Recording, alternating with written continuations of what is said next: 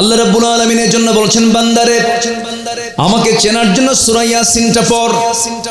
আকাশ নিয়ে কথা বলেছেন, জমিন নিয়ে কথা বলেছেন, সূর্য নিয়ে কথা বলেছেন, চাঁদ নিয়ে কথা বলেছেন।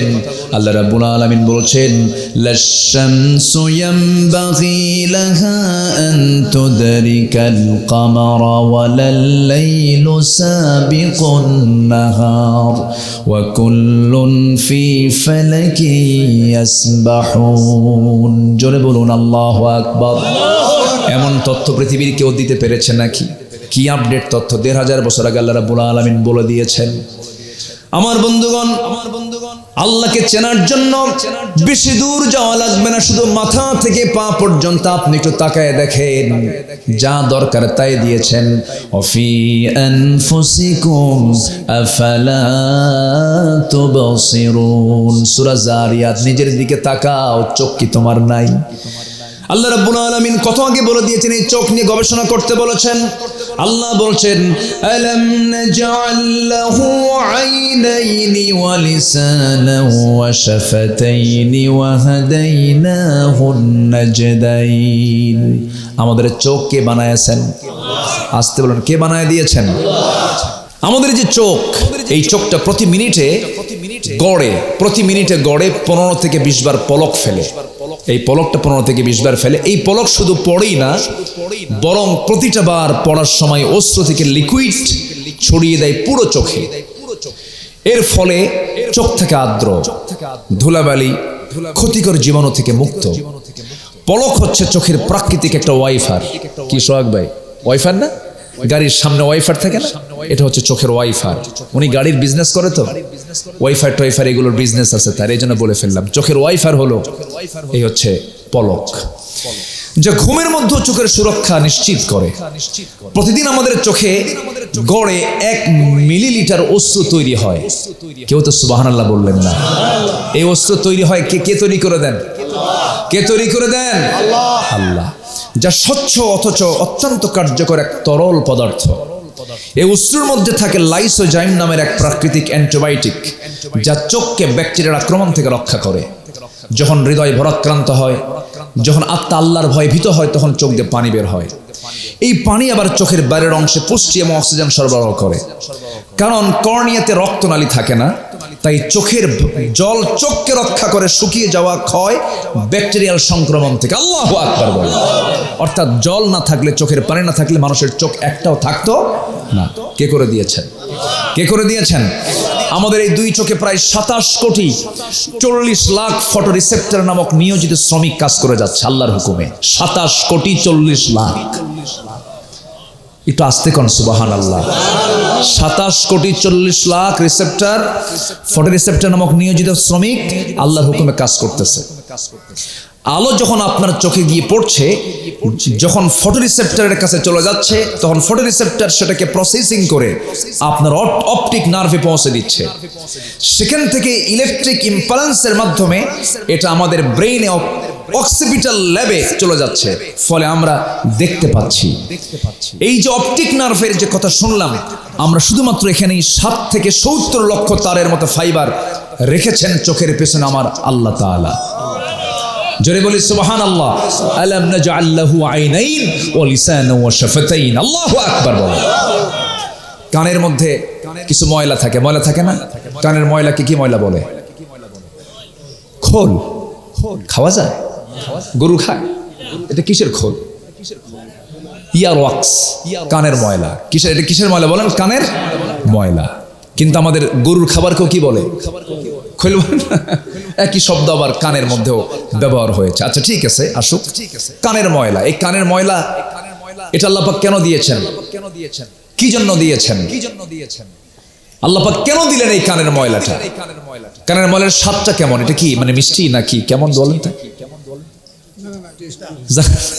একদিন একটু বের করে একটু জিব্বায় নিবেন, তাহলে বুঝবেন যে এটা কেমন ধরনের। একটু বোঝাও তো দরকার। এটা কানের ময়লা। এটা আল্লাহ পাক দেখেন, যখন কোনো বিয়ারিং যখন জাম লাগে, একটু জং আসে, তখন কি করে? তেল দেয়, মোবিল দেয়, গ্রিজ দেয়। গ্রিজ দেয় না? তো আমাদের কানের মধ্যে যে শ্রবণ কোষগুলো আছে, এটাকে প্রসেসিং করার জন্য আল্লাহ রাব্বুল আলামিন সেখানে তেলের মতো পিচ্ছিল না, এমন এক জাতীয় পদার্থ আল্লাহ পাক কানের মধ্যে তৈরি করে রেখেছেন, এটা হচ্ছে কানের গিরিজ, কানের মবিল, এবং এটাকে তিক্ত করেছেন। বান্দা যখন ঘুমিয়ে পড়বে, যদি এটা মিষ্ট হতো, তিক্ত না হয় মিষ্ট যদি হতো, যেখানে মিষ্টি পায় সেখানে কি যায়, তাহলে পিঁপড়া সাফ করবেন না, ঘুম পারবেন। আল্লাহ তাআলা বরঞ্চ ওই জাতীয় কোনো কীট পতঙ্গ যেন ভুল করে, যদি রাস্তার বেলাইন কিছু আছে না, এমনি এক জায়গায় ঢোকে, এরকম যদি বেহুশ হয়ে যদি কেউ কোনো কিছু যদি ঢুকেও পড়ে, তখন ওই ইয়ারক্সের তিক্ততা যখন তার মুখে নাকে ঢুকে যায়, তখন আর থাকে না, আস্তে করে বের হয়ে আসে। আল্লাহ বলেন, তোর কানকে আমি আল্লাহ কানের ময়লা দেই নাই, সেফ করার জন্য, সিকিউর করার জন্য, নিরাপত্তা দেওয়ার জন্য এই ময়লাগুলো দিয়ে দিয়েছি। রব্বানা মা খালাকতা হাযা বাতিলা ইন হুয়া ইল্লা যিকরুন ওয়া কুরআনুম মুবিন। জিকির করো, কোরআন নিয়ে গবেষণা করো। আলাম নাজআল লাহু আইনাইন ওয়া লিসানান ওয়া শাফাতাইন ইন্নাস সামআ ওয়াল বাসারা ওয়াল ফুআদা কুল্লু উলাইকা কানা আনহু মাসউলা। আল্লাহু আকবার বলেন। তাহলে এই কান দেখে সবকিছু শোনা যাবে, বলেন তো? সবকিছু শোনা যাবে? ভালো কিছু শুনবো আমরা, জোরে বলি ইনশাআল্লাহ। আমার বন্ধুগণ, চোখের যে পানি দিয়েছেন, চোখের পানি আমরা খাই হলো মিঠা পানি। চোখের পানি আল্লাহ রাব্বুল আলামিন লবণ করে দিয়েছেন। যদি লবণ না হয়ে মিঠা হতো, চোখ ভালো থাকতো না। চোখের পানিকে লবণ করে দিলেন কেন? ও বান্দা, ঘুম থেকে যখন সকালবেলা ওঠো, তুমি তো টের পাও না, ভাবো এটা মনে হয় ময়লা, চোখের ময়লা। চোখের ময়লাকে এলাকায় কি বলে? হ্যাঁ, কেতুর। আচ্ছা, এই যে সাদা অংশ, এই সাদা অংশকে আপনি ভাবেন হয়তো ময়লা, হয়তো ভাববেন এটা যেন অপ্রয়োজনীয় জিনিস। না, নাই, চোখের কেতর, চোখের ময়লা যদি না থাকতো, বান্দা অন্ধ হয়ে যেত মরার আগেই। আল্লাহ রাব্বুল আলামিন, বান্দা যখন ঘুমিয়ে পড়ে, তখন চোখের ভিতরে পানিটা ন্যাচারাল কাজ করতে থাকে। 24 ঘন্টা চোখটাকে ভাসমান রেখেছেন পানি দিয়া, পিছনে মেশিন রেখে দিয়েছেন লবণ করার জন্য। আবার একই মুখের ভিতরে, একই মাথার মধ্যেই দেখবেন চোখের পানি হলো লবণ। জিহ্বার ভিতরে যে লালা থাকে, মুখের মধ্যে লালাটা কোন স্বাদ বলেন? লবণ নাকি কি? কেমন কি স্বাদ বলেন? একটু বলেন না, কি স্বাদটা কি? লালাটা নিয়ে একটু মুখে আবার নিবেন, দেখেন তো কেমন স্বাদ। এই কয় ভালো, ও বোঝে না, ও আচ্ছা। লালার কোনো স্বাদ নেই, স্বাদহীন করে দিয়েছেন। স্বাদহীন কেন করে দিয়েছেন? কারণ ওটা স্বাদের জায়গা। ওটা কিসের জায়গা বলেন তো? ওখান থেকে যদি স্বাদ বের হয়, কোনো কিছু স্বাদ পাওয়া যাবে না। ওখানে কিছু স্বাদ টেস্ট হয়। আপনি পুঁটি মাছ খাবেন, স্বাদ পাবেন, গরু গোশত খাবেন, স্বাদ পাবেন। তাহলে ওটা যদি আবার যদি মিষ্টি হয়, তিতা হয়, অথবা লবণ হয়, তখন আপনি স্বাদ পাবেন না। এই জন্য আল্লাহ পাক এটাকে নিউট্রাল রেখেছেন। ওই যে গাড়ির পিছনের গিয়ার, আবার ড্রাইভিং যেটা, আর নিউট্রাল একটা আছে, এন, আবার আর হচ্ছে ডি, ড্রাইভ। তো মাঝখানের যে অংশটা হচ্ছে নিউট্রাল। আল্লাহ পাক জিহ্বার চতুর্পাশের পানিগুলো করেছেন নিউট্রাল করে রেখেছেন। কোনো স্বাদও রাখেন নাই, মিষ্টিও রাখেন নাই, তিতাও রাখেন নাই। মাঝে মাঝে জ্বর আসলে কি হয়, তখন বোঝা যায় যে হ্যাঁ, এটা কি জিনিস, খাওয়া যায় না। আল্লাহ পাক এটাকে স্বতন্ত্র রেখেছেন, স্বাধীন করেছেন। কেন? বান্দা, তোমার জন্য স্বাদটা তুমি 16 আনা পাও জিহ্বায়। জোরে সুবহানাল্লাহ। আল্লাহ রাব্বুল আলামিন এই লালাকে 24 ঘন্টা দিয়ে দিয়েছেন। তবে ঘুম পাড়ার পরে মনে হয় লালার মুখে থাকে না, থাকে না। লালার চোটে বালিশ ভিজে শেষ। কি ভিজে শেষ বলেন? বালিশ ভিজে শেষ হয়ে যায়। আল্লাহ বলছেন, বান্দা আমাকে ভুলে থাকো, আমি 24 ঘন্টা তোমাকে দেখি। সুবহানাল্লাহ, 24 ঘন্টা আমি তোমাকে দেখি, আমাকে ভুলে যেও না। অতএব সবার আগে সম্পর্ক গড়বো আমরা কার সাথে? আসতে বলবেন না, কার সাথে গড়বো? কার সাথে গড়বো? আল্লাহর সাথে গড়বো। আল্লাহর সঙ্গে সম্পর্ক গড়ার জন্য আমার আপনার সবচেয়ে বড় পুঁজি হলো মজবুত ঈমানকে লালন করতে হবে। আল্লাহ রাব্বুল আলামিন বলছেন, কোন বান্দা সফল? ইন্নাল্লাযীনা আমানু ওয়া আমিলুস সালিহাত লাহুম জান্নাতুন তাজরি মিন তাহতিহাল আনহার যালিকাল ফাওজুল কাবীর। জোরে বলুন আল্লাহু আকবার। বড় সফলতা হলো ঈমান যারা আনবে, নেক আমল যারা করবে, তারা বড় সফল। আরেক জায়গায় বলছেন, ইন্নাল্লাযীনা আমানু ওয়া আমিলুস সালিহাত কানাত লাহুম জান্নাতুল ফিরদাউসি নুজুলা। জোরে বলুন আল্লাহু আকবার। আল্লাহ রাব্বুল আলামিন যেখানেই ঈমান এবং নেক আমলের কথা বলেছেন, সেখানে জান্নাতের কথা বলেছেন, সফলতার কথা বলেছেন। সবাইকে জান্নাত নিতে চান নাকি? সবাইকে নিতে রাজি আছেন? তাহলে লাইন ধরবো জাহান্নামের না জান্নাতের? লাইন ধরবো জাহান্নামের না জান্নাতের? জান্নাতের লাইন আমাকে আপনাকে ধরতে হবে। সেই জান্নাতের লাইনটার নাম হলো, সবাই বলুন, ইহদিনাস সিরাতাল মুস্তাকিম সিরাতাল্লাযীনা আন'আমতা আলাইহিম গায়রিল মাগদুবি আলাইহিম ওয়ালাদ-দাল্লিন। সিরাতুল মুস্তাকিমটা কি? এটার আবার ব্যাখ্যা এসেছে সূরা ইয়াসিনে। কোন সূরায়? ইয়াসিনে ব্যাখ্যা এসেছে সিরাতুল মুস্তাকিমটা কি? ওয়া আনি'বুদুনি হাযা সিরাতুম মুস্তাকিম। আমার ইবাদত করাটাই হলো সিরাতুল মুস্তাকিম। আমরা দাসত্ব করব কার? আসতে বলবেন না কার? ঈমান আছে, নেক আমল নেই, লাভ নেই। নেক আমল আছে, ঈমান নেই, তাও লাভ নেই। আমার দেশে আমি একটা প্রশ্ন করব, আমি প্রায় এই প্রশ্ন করি, বলুন তো আমার দেশে ঈমান আছে না নামাজ আছে? ভালো করে কন। ঈমান আছে, নামাজ নাই। কেমন করে? হুজুর নামাজ না পড়ি কি? এখন বলেন কি আছে আমার দেশে? বলেন ঈমান আছে কিন্তু নামাজ নাই। নামাজ যদি থাকতো তাহলে নামাজি হতো 95%, আর বেনামাজি হতো 5%। এখন বলেন তো 95%-এর মূল্যায়ন করবেন না 5% মূল্যায়ন করবেন? মানে এর দিক থেকে, মানে গুণতির দিক থেকে বেনামাজির সংখ্যাই তো বেশি, অতএব ঈমানদার বেশি, নামাজি কম। ঠিক আছে না? বলেন তো আমাদের কি নামাজি হওয়া দরকার না ওই ঈমানদার হওয়া দরকার? বলেন কি হওয়া দরকার? আল্লাহ তাআলা সূরা ইয়াসিনের 68 নম্বর আয়াতে বলছেন, ওয়ামান নুআম্মিরুহু নুনাক্কিসুহু ফিল খালকি আফালা ইয়াকিলুন। আমি যাকে দীর্ঘ জীবন দান করি, সৃষ্টি অবয়বে আমি তার আবার পরিবর্তন ঘটাই। আফালা ইয়াকিলুন, তবুও কি তারা বুঝবে না?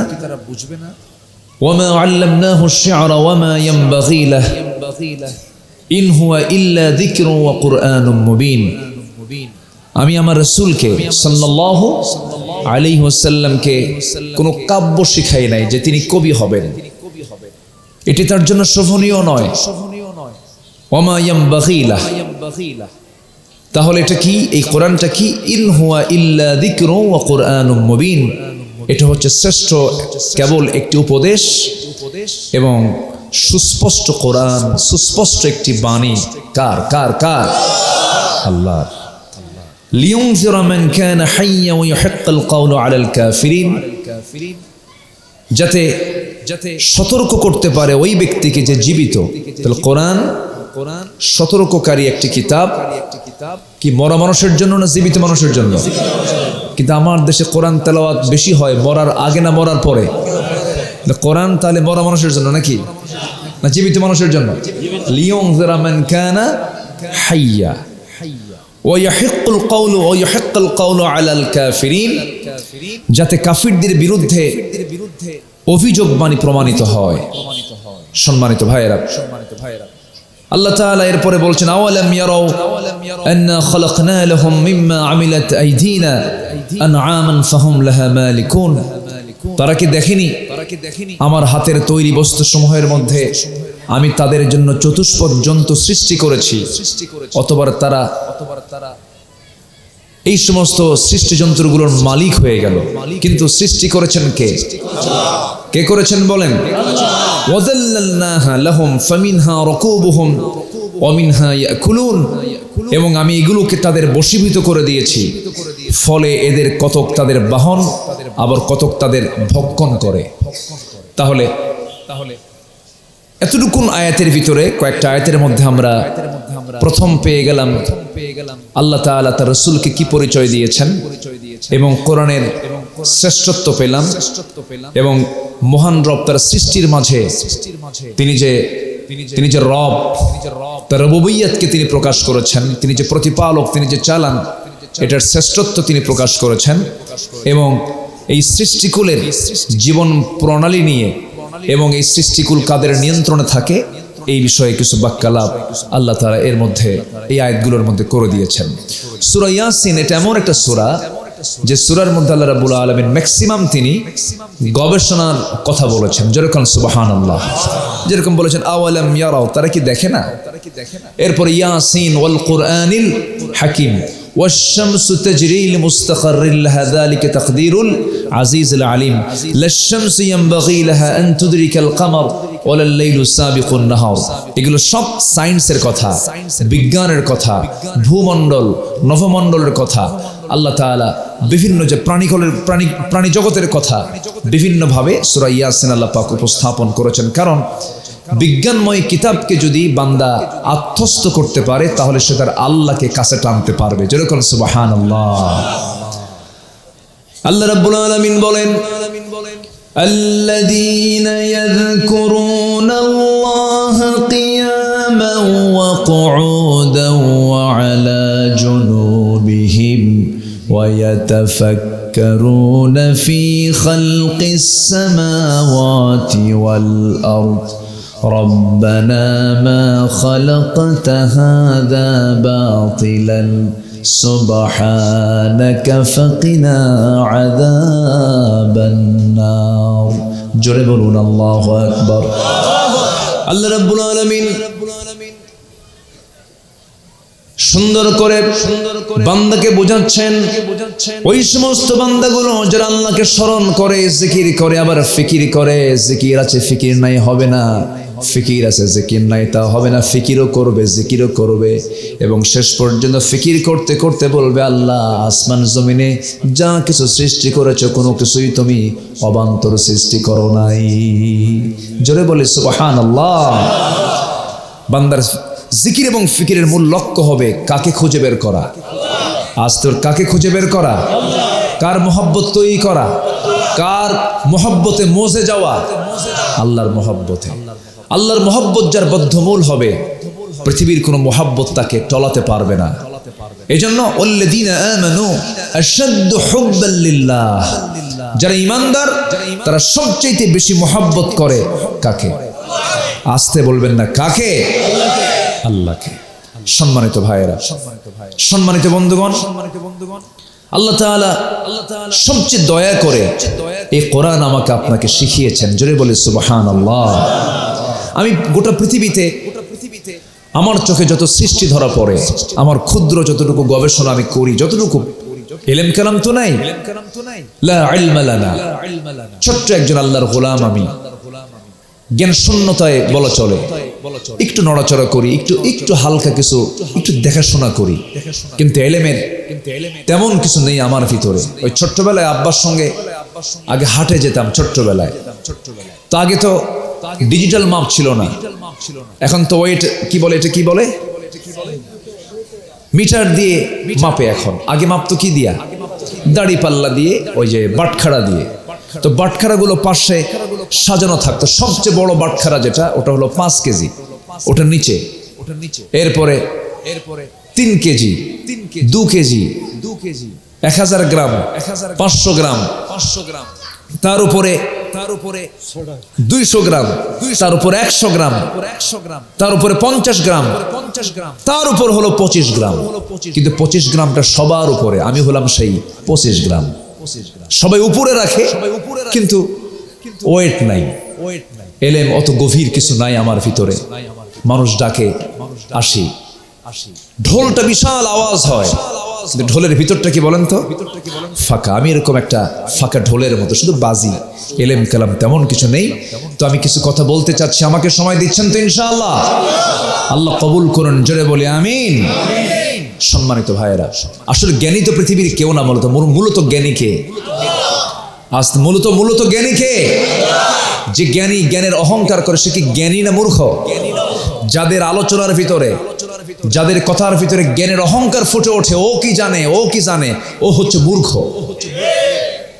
আছে কি না আমার দেশে কিছু এরকম কিছু উল্লুক ভাল্লুক নাই? আছে কি না? আপনি নিজেকে যত ছোট ভাববেন আল্লাহ পাক আপনার মর্যাদা তত বাড়ায় দিবেন। আপনার কথার মধ্যে যদি এমন বাচন ভঙ্গি প্রকাশ পায় যে আপনি দুনিয়ার সবকিছু কুতুব, বড় শয়তান আপনাকে অ্যাটাক করেছে। আপনি কতটুকু ইলম হাসিল করেছেন, কি করেছেন আপনি? এই তো দরিয়া। কোরআনের জ্ঞান অর্জন করে আপনি অহংকার দেখাবেন আপনি ইলম হাসিল করতে পারেন নাই। বলো ও কি জানে, ও কি জানে। সম্মানিত ভাইয়েরা, না, আমরা অহংকারী হব না, আমরা বিনয়ী হব। জোরে বলি ইনশাআল্লাহ। অহংকার পৃথিবীতে সবচেয়ে প্রথম অপরাধ। আকাশ এবং জমিনে সর্বপ্রথম যে অপরাধ সংগঠিত হয়েছে শয়তান দ্বারা, তার নাম কি? অহংকার। আল্লাহ বলেন উসজুদু লিআদম, আদমকে মেনে নাও। বলতেছে খলাকতানি মিন তিন, খলাকতানি মিন নার ওয়া খলাকতাহু মিন তিন। তুমি আমাকে আগুন দিয়ে বানালা, ওকে মাটি দিয়ে বানালা। আনা খায়রুম মিনহু, আমি ওর চেয়ে উত্তম, আমি কেন সিজদা করব? বিনয় না অহংকার, বিনয় না অহংকার। নেতৃত্বের অহংকার আছে, জ্ঞানের অহংকার আছে, সম্পদের অহংকার আছে। অহংকার আছে যার, পতন নিশ্চিত তার। কখনো অহংকার নয় ছোট, বড়কে আসতে বসে সবার বড়কে। সাব্বিহ ইসমা রাব্বিকাল আ'লা মান তাওয়াদা ফাকাদ রাফা'হু আল্লাহ। যে ব্যক্তি বিনয়ী হয় আল্লাহ তার মর্যাদা বাড়ায় দেন। সম্মানিত ভাইয়েরা, সম্মানিত বন্ধুগণ, একটু বলে ফেললাম।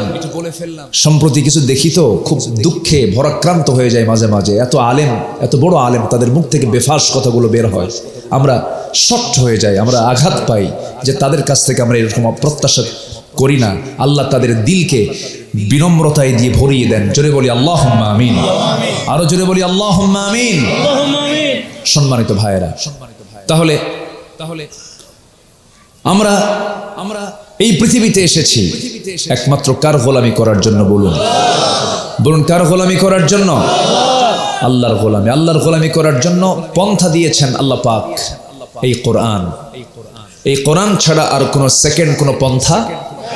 ইন হুয়া ইল্লা যিকরুন ওয়া কুরআনুম মুবিন। এটাই জিকির, এটাই সুস্পষ্ট কোরআন। এর বাইরে আর কোন হেদায়েতের রাস্তা নাই।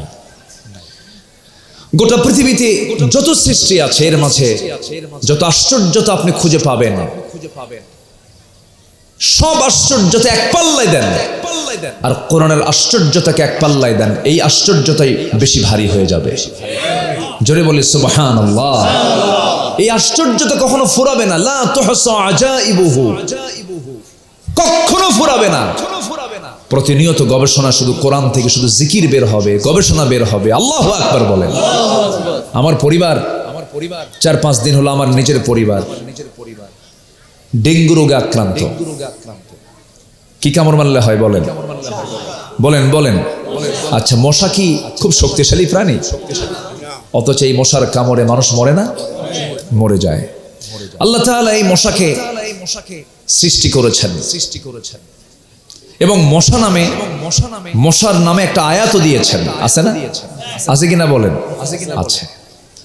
কোরআন যে আল্লাহর কিতাব, একটু বোঝানোর জন্য কথাটা নিয়ে আসলাম। ইন হুয়া ইল্লা যিকরুন ওয়া কুরআনুম মুবিন। এটা যে সুস্পষ্ট আল্লাহর বাণী, একটু মনোযোগ দিয়ে আপনার কথাটা শুনুন।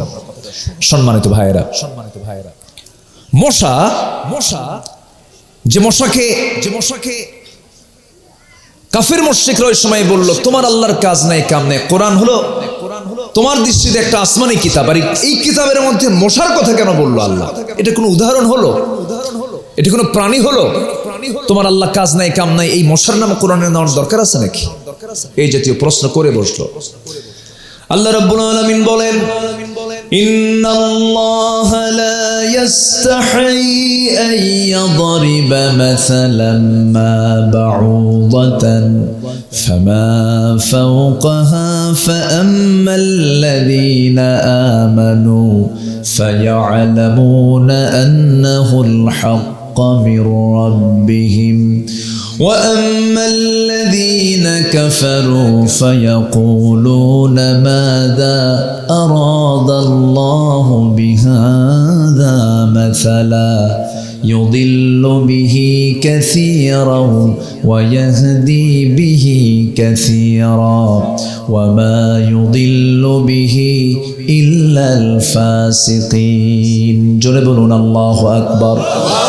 সূরাতুল বাকারা আল্লাহ রাব্বুল আলামিন কত আগে বলে দিলেন। আল্লাহ রাব্বুল আলামিন মশা তত ব্যাখ্যা কোনো কিছুর উদাহরণ দিতে লজ্জা পান না।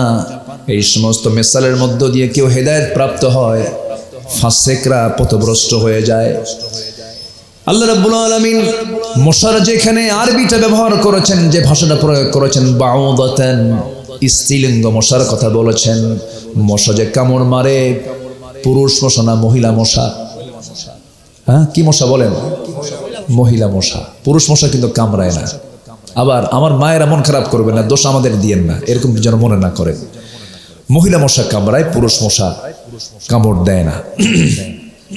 এই মশা এবং অত্যাধুনিক প্রযুক্তি কি মিলটা দেখেন। আল্লাহ যে মশার প্রসঙ্গ নিয়ে আসলেন কেন? মশার চোখ সাধারণ আমার আপনার মতো কোনো চোখ নয়, এটা অত্যন্ত জটিল গঠনের কম্পাউন্ড আই, যেখানে শতাধিক ক্ষুদ্র ক্ষুদ্র লেন্স একসঙ্গে কাজ করে। এই জন্য সে চতুর্দিকে একসঙ্গে দেখতেও পারে, অর্থাৎ মুভিং আই। আজকের আধুনিক বিজ্ঞান ঠিক একই টেকনোলজি ব্যবহার করেছে ডিফেন্স ড্রোন, সেলফ ড্রাইভিং কার, রোবোটিক ভিশন সিস্টেমে। প্রকৃতির এক ক্ষুদ্র সৃষ্টি হয়েছে প্রযুক্তির বিশাল অগ্রগতির মূল অনুপ্রেরণা। অথচ আল্লাহ রাব্বুল আলামিন মশা নিয়ে ১৫০০ বছর আগে এই তথ্য আগেই বলে দিয়েছেন। যেরকম সুবহানাল্লাহ। আচ্ছা, মশা যখন কামড় দেয়, কি দিয়ে কামড় দেয় বলেন তো? ওটার নাম কি বলেন? হ্যাঁ, সুর। সুর। আচ্ছা, সুর দিয়ে হুল ফুটায় দেয়। সুর। মৌমাছি কি ফুটায়? হুল ফুটায়। আর মশা সুর ঢুকায় দেয়। এই সুরটা কি কয়েক ইঞ্চি মোটা? বোঝা যায়? এত ছোট্ট একটা, চোখে ধরা পড়বে না, এত চিকন একটা নিডল, সুঁয়ের মতো। সুর বলে না? সুর। এই ছোট্ট চিকন সুরের মধ্যে আবার ৬টা বিভাগ আছে, ৬টা ভাগ আছে। কয়টা ভাগ? ৬টা ভাগ। সে তার সূচের প্রথম অংশ দিয়ে আগে যে চামড়ায় বসবে, ওই চামড়াকে ফেড়ে ফেলে দেয়, ফাড়ার পর সেকেন্ড আরো 2টা অংশ দিয়ে ব্লাড ভেসেল খুঁজতে থাকে। 4টে গেল। পঞ্চম অংশ দিয়ে সে যখন রক্ত চুষে বের করবে, তার আগ দিয়ে ওই অংশ দিয়ে সে কিছু কেমিক্যাল নিঃসরণ করে, কিছু লিকুইড ব্যবহার করে, যা অ্যানেস্থেসিয়ার কাজ করে, চতুর্দিকে অবশ করে ফেলে। অপারেশন হবে না? রক্ত বের হওয়া কি এত সস্তা? আচ্ছা, অ্যানেস্থেসিয়া করে। তাছাড়া অ্যানেস্থেসিয়া যদি না করে তাহলে হঠাৎ আপনি টের পাইছেন, আর তখন বুঝতে পারতেছেন তো? তাহলে ওর তো জীবন রক্ষা করতে হবে, তো সিকিউরড হতে হবে। তো তখন করে কি? ওই অ্যানেস্থেসিয়া করে চতুর্দিকে অবশ বানায়া সিক্সথ একদম লাস্ট যে অংশটুকু, সে অংশটুকু সে ঢুকায় দিয়ে আস্তে করে সিরিঞ্জের মতো করে বের করে আনে রক্ত। চট করে উঠে চলে যায়। ২০-২৫ মিনিট পর আপনি জলে, কি আর জলে কেন, ফুলে উঠছে, কিন্তু টের পাইছেন কয় মিনিট পর? ১০-১৫-২০ মিনিট পর টের পেয়ে গেছেন। সুবহানাল্লাহ বলা যাবে না ভাই? এই মশার সুরকে স্টাডি করে আজকে বিজ্ঞানীরা তৈরি করেছে mosquito inspired syringe. Mosquito inspired syringe, এই পেইনলেস মাইক্রো নিডলস, যার কোনো পেইন হবে না। এই রোবোটিক সার্জিক্যাল টুলস তৈরিতে এক আশ্চর্য সূক্ষ্ম মডেলের ব্যবহার রয়েছে এই মশার সুরের মধ্য দিয়ে। আল্লাহু আকবার বলেন। তাহলে বলুন এই যে তথ্যগুলো আল্লাহ তাআলা কোরআনে দিয়েছেন, এটা কি কোনো ব্যক্তির দ্বারা দেওয়া সম্ভব? ইন হুয়া ইল্লা যিকরুন ওয়া কুরআনুম মুবিন। কোনো ব্যক্তির দ্বারা এটা দেওয়া সম্ভব নয়। সম্পূর্ণ এটা কার কথা বলুন? কার জিকির বলুন? কার জিকির? আল্লাহর জিকির। আল্লাহ তাআলা পাখি নিয়ে কথা বলছেন। পাখি, আজকে যে বিমান আবিষ্কার হয়েছে, এই বিমান আবিষ্কারের অনেক, ওর মধ্যে বিভিন্ন পার্টস পাতিগুলো পাখি থেকে নেওয়া। সুবহানাল্লাহ বলবেন না? কিসের থেকে নেওয়া বলেন? পাখি থেকে নেওয়া। আল্লাহ রাব্বুল আলামিন বলেন, ألم تر أن الله يسبح له من في السماوات والأرض والطير صافات كل قد علم صلاته وتسبيحه والله عليم بما يفعلون জোরে বলুন আল্লাহু আকবার। আল্লাহ রাব্বুল আলামিন বলছেন তুমি কি দেখোনি আসমান এবং জমিনে যারা আছে তারা এবং সারিবদ্ধ হয়ে উড়ন্ত পাখিরা আল্লাহর তাসবিহ পাঠ করে, প্রত্যেকেই তার সালাত তাসবিহ জানে, প্রত্যেক প্রাণী জিকির করে একমাত্র কেবলমাত্র কার? আমার বন্ধুগণ, এই যে মাঝে মাঝে আমরা দেখতে পাই একটা সিজনে সাইবেরিয়ান দ্বীপপুঞ্জ থেকে, সাইপ্রাস থেকে, সাইবেরিয়া থেকে অতিথি পাখিগুলো চলে আসে কালীগঞ্জের পাশে বিল ঝিল আছে না নাই বলেন? আসে কিনা? আসে কিনা? 40,000 মাইল দূর থেকে আসতেছে, 40,000 মাইল, 50,000 কিলোমিটার দূর থেকে এই পাখিগুলো আসতেছে। এই পাখিগুলো বাংলাদেশের কালীগঞ্জ কেমন করে চিনলো, বাংলাদেশের যশোর কেমন করে চিনলো, খুলনা কেমন করে চিনলো? অতিথি পাখিগুলোকে আমরা মেরে মেরে খাচ্ছি, ভালো কথা, কিন্তু ওই পাখিটা ওই দেশ থেকে কেন আল্লাহ তাআলা পাঠায়া দিলেন? ওই সময়ে পাঠায়া দিয়েছেন যে সময় ওই দেশের আবহাওয়াটা তাদের ফেভারিট নয়, ওই পাখিগুলো মরে যাবে।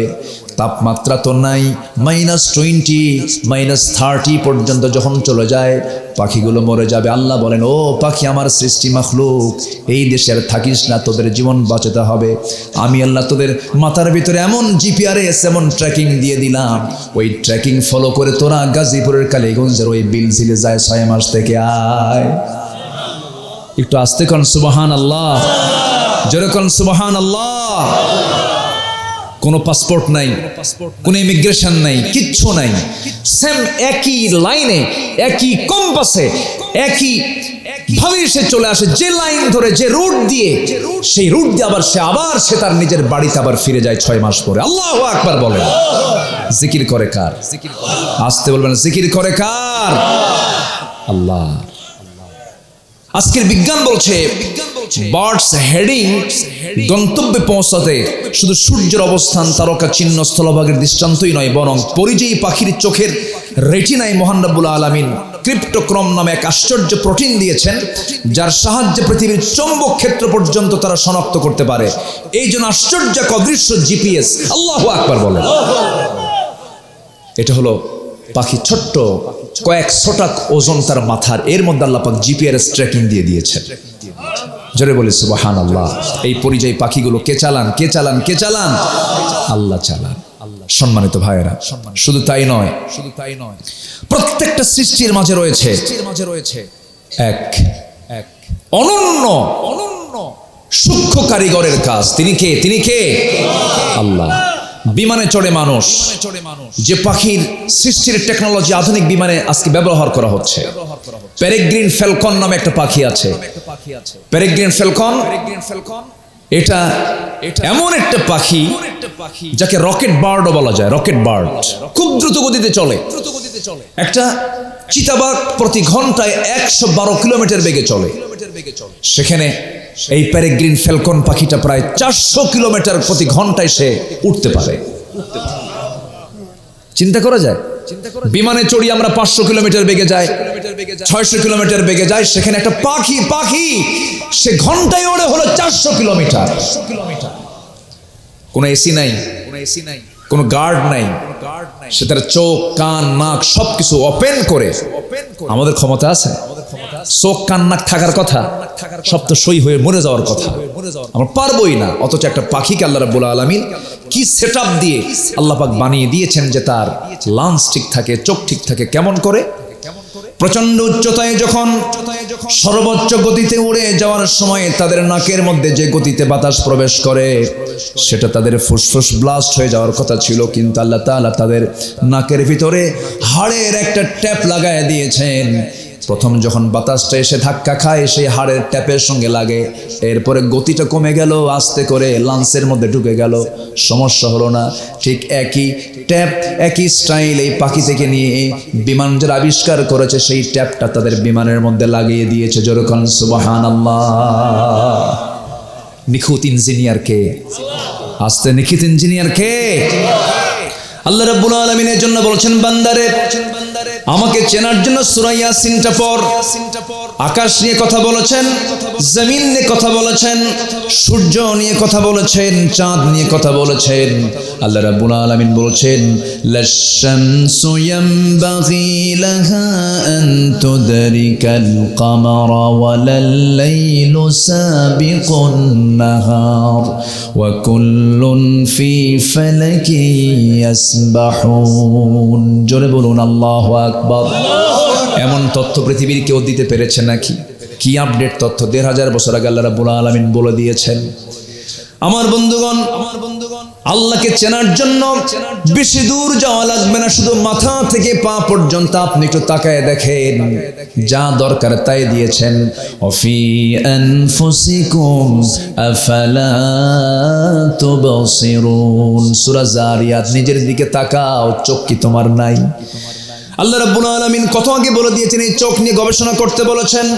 আল্লাহ বলছেন, আলাম নাজআল লাহু আইনাইনি ওয়া লিসানান ওয়া শাফাতাইনি ওয়া হাদাইনাহুন নাজদাইন। আমাদের চোখ কে বানায়েছেন? আসতে বলেন, কে বানায় দিয়েছেন? এই লোকটা উঠলো কেন? এই যে এই কি চাচা, কি সমস্যা, অসুবিধা? শেষ করে দেব নাকি? বসেন। আমি তো প্রথম হতাশ হয়েছিলাম, লোকজন কোথায়, কিন্তু আপনারা চালাক আছেন মাশাআল্লাহ মোটামুটি। আশপাশে চার দোকান ছিল, চাটা খাইছেন, এসে বসে গেছেন। বলি আলহামদুলিল্লাহ, জোরে বলি আলহামদুলিল্লাহ। সম্মানিত ভাইয়েরা, আমাদের যে চোখ, এই চোখটা প্রতি মিনিটে গড়ে 15 থেকে 20 বার পলক ফেলে। এই পলকটা 15 থেকে 20 বার ফেলে। এই পলক শুধু পড়েই না, বরং প্রতিটা বার পড়ার সময় অশ্রু থেকে লিকুইড ছড়িয়ে দেয় পুরো চোখে। এর ফলে চোখ থেকে আর্দ্র, ধুলাবালি, ক্ষতিকর জীবাণু থেকে মুক্ত। পলক হচ্ছে চোখের প্রাকৃতিক একটা ওয়াইফার। কি সোহাগ ভাই, ওয়াইফার না? গাড়ির সামনে ওয়াইফার থাকে না? এটা হচ্ছে চোখের ওয়াইফার। উনি গাড়ির বিজনেস করে, তো ওয়াইফার টোয়াইফার এগুলোর বিজনেস আছে তার, এই জন্য বলে ফেললাম। চোখের ওয়াইফার হলো এই হচ্ছে পলক, যা ঘুমের মধ্যে চোখের সুরক্ষা নিশ্চিত করে। প্রতিদিন আমাদের চোখে গড়ে 1 মিলিলিটার অশ্রু তৈরি হয়। কেউ তো সুবহানাল্লাহ বললেন না। এই অশ্রু তৈরি হয় কে তৈরি করে দেন? কে তৈরি করে দেন? আল্লাহ। যা স্বচ্ছ অথচ অত্যন্ত কার্যকর এক তরল পদার্থ। এই অশ্রুর মধ্যে থাকে লাইসোজাইম নামের এক প্রাকৃতিক অ্যান্টিবায়োটিক, যা চোখকে ব্যাকটেরিয়ার আক্রমণ থেকে রক্ষা করে। যখন হৃদয় ভরাক্রান্ত হয়, যখন আত্মা আল্লাহর ভয়ে ভীত হয়, তখন চোখ দিয়ে পানি বের হয়। এই পানি আবার চোখের বাইরের অংশে পুষ্টি এবং অক্সিজেন সরবরাহ করে। কারণ কর্নিয়াতে রক্তনালী থাকে না, তাই চোখের জল চোখকে রক্ষা করে শুকিয়ে যাওয়া ক্ষয় ব্যাকটেরিয়াল সংক্রমণ থেকে। আল্লাহু আকবার বলে। অর্থাৎ জল না থাকলে, চোখের পানি না থাকলে মানুষের চোখ একটাও থাকতো না। কে করে দিয়েছেন? কে করে দিয়েছেন? আমাদের এই দুই চোখে প্রায় 27 কোটি 40 লাখ ফটো রিসেপ্টর নামক নিয়োজিত শ্রমিক কাজ করে যাচ্ছে আল্লাহর হুকুমে। 27 কোটি 40 লাখ। একটু আস্তে কোন সুবহানাল্লাহ। 27 কোটি 40 লাখ রিসেপ্টর, ফটো রিসেপ্টর নামক নিয়োজিত শ্রমিক আল্লাহর হুকুমে কাজ করতেছে। আলো যখন আপনার চোখে গিয়ে পড়ছে, যখন ফটো রিসেপ্টরের কাছে চলে যাচ্ছে, তখন ফটো রিসেপ্টর সেটাকে প্রসেসিং করে আপনার অপটিক নার্ভে পৌঁছে দিচ্ছে। সেখান থেকে ইলেকট্রিক ইম্পালসের মাধ্যমে এটা আমাদের ব্রেইনে অক্সিপিটাল ল্যাবে চলে যাচ্ছে, ফলে আমরা দেখতে পাচ্ছি। এই যে অপটিক নার্ভের যে কথা শুনলাম, আমরা শুধুমাত্র এখানেই 7 থেকে 70 লক্ষ তারের মতো ফাইবার রেখেছেন চোখের পেছনে আমার আল্লাহ তাআলা। জোরে বলি সুবহানাল্লাহ। আলাম নাজআল লাহু আইনাইন ওয়া লিসানান ওয়া শাফাতাইন। আল্লাহু আকবার বলো। কানের মধ্যে কিছু ময়লা থাকে, ময়লা থাকে না? কানের ময়লাকে কি ময়লা বলে? খোল। খাওয়া যায়? গরু খায়। এটা কিসের খোল? ইয়ার ওয়াক্স, কানের ময়লা। কিসের? এটা কিসের ময়লা বলেন? কানের ময়লা। কিন্তু আমাদের গরুর খাবারকেও কি বলে? খোল। একই শব্দ আবার কানের মধ্যেও ব্যবহার হয়েছে। আচ্ছা ঠিক আছে, আসুক। কানের ময়লা, এই কানের ময়লা এটা আল্লাহ পাক কেন দিয়েছেন? কি জন্য দিয়েছেন? আল্লাহ পাক কেন দিলেন এই কানের ময়লাটা? কানের ময়লার স্বাদটা কেমন? এটা কি মানে মিষ্টি নাকি কেমন বলেন তো? একদিন একটু বের করে একটু জিব্বায় নিবেন, তাহলে বুঝবেন যে এটা কেমন ধরনের, একটু বোঝাও তো দরকার। এটা কানের ময়লা, এটা আল্লাহ পাক দেখেন যখন কোনো বিয়ারিং যখন জাম লাগে, একটু জং আসে, তখন কি করে? তেল দেয়, মোবিল দেয়, গিরিজ দেয়, গিরিজ দেয় না? তো আমাদের কানের মধ্যে যে শ্রবণ কোষগুলো আছে, এটাকে প্রসেসিং করার জন্য আল্লাহ রাব্বুল আলামিন সেখানে তেলের মতো পিচ্ছিল না এমন এক জাতীয় পদার্থ আল্লাহ পাক কানের মধ্যে তৈরি করে রেখেছেন। এটা হচ্ছে কানের গিরিজ, কানের মোবিল, এবং এটাকে তিক্ত করেছেন। বান্দা যখন ঘুমিয়ে পড়বে, যদি এটা মিষ্ট হতো, তিক্ত না হয় মিষ্ট যদি হতো, যেখানে মিষ্টি পায় সেখানে কি যায়? তাহলে পিঁপড়া সাফ করবেন না ঘুম পারবেন? আল্লাহ তাআলা বরঞ্চ ওই জাতীয় কোনো কীট পতঙ্গ যেন ভুল করে যদি রাস্তা বেলাইন কিছু আছে না, এমনি এক জায়গায় ঢোকে, এরকম যদি বেহুশ হয়ে যদি কেউ কোনো কিছু যদি ঢুকেও পড়ে, তখন ওই ইয়ারক্সের তিক্ততা যখন তার মুখে নাকে ঢুকে যায়, তখন আর থাকে না, আস্তে করে বের হয়ে আসে। আল্লাহ বলেন, তোর কানকে আমি আল্লাহ কানের ময়লা দেই নাই, সেফ করার জন্য, সিকিউর করার জন্য, নিরাপত্তা দেওয়ার জন্য এই ময়লাগুলো দিয়ে দিয়েছি। রব্বানা মা খালাকতা হাযা বাতিলা ইন হুয়া ইল্লা যিকরুন ওয়া কুরআনুম মুবিন। জিকির করো, কোরআন নিয়ে গবেষণা করো।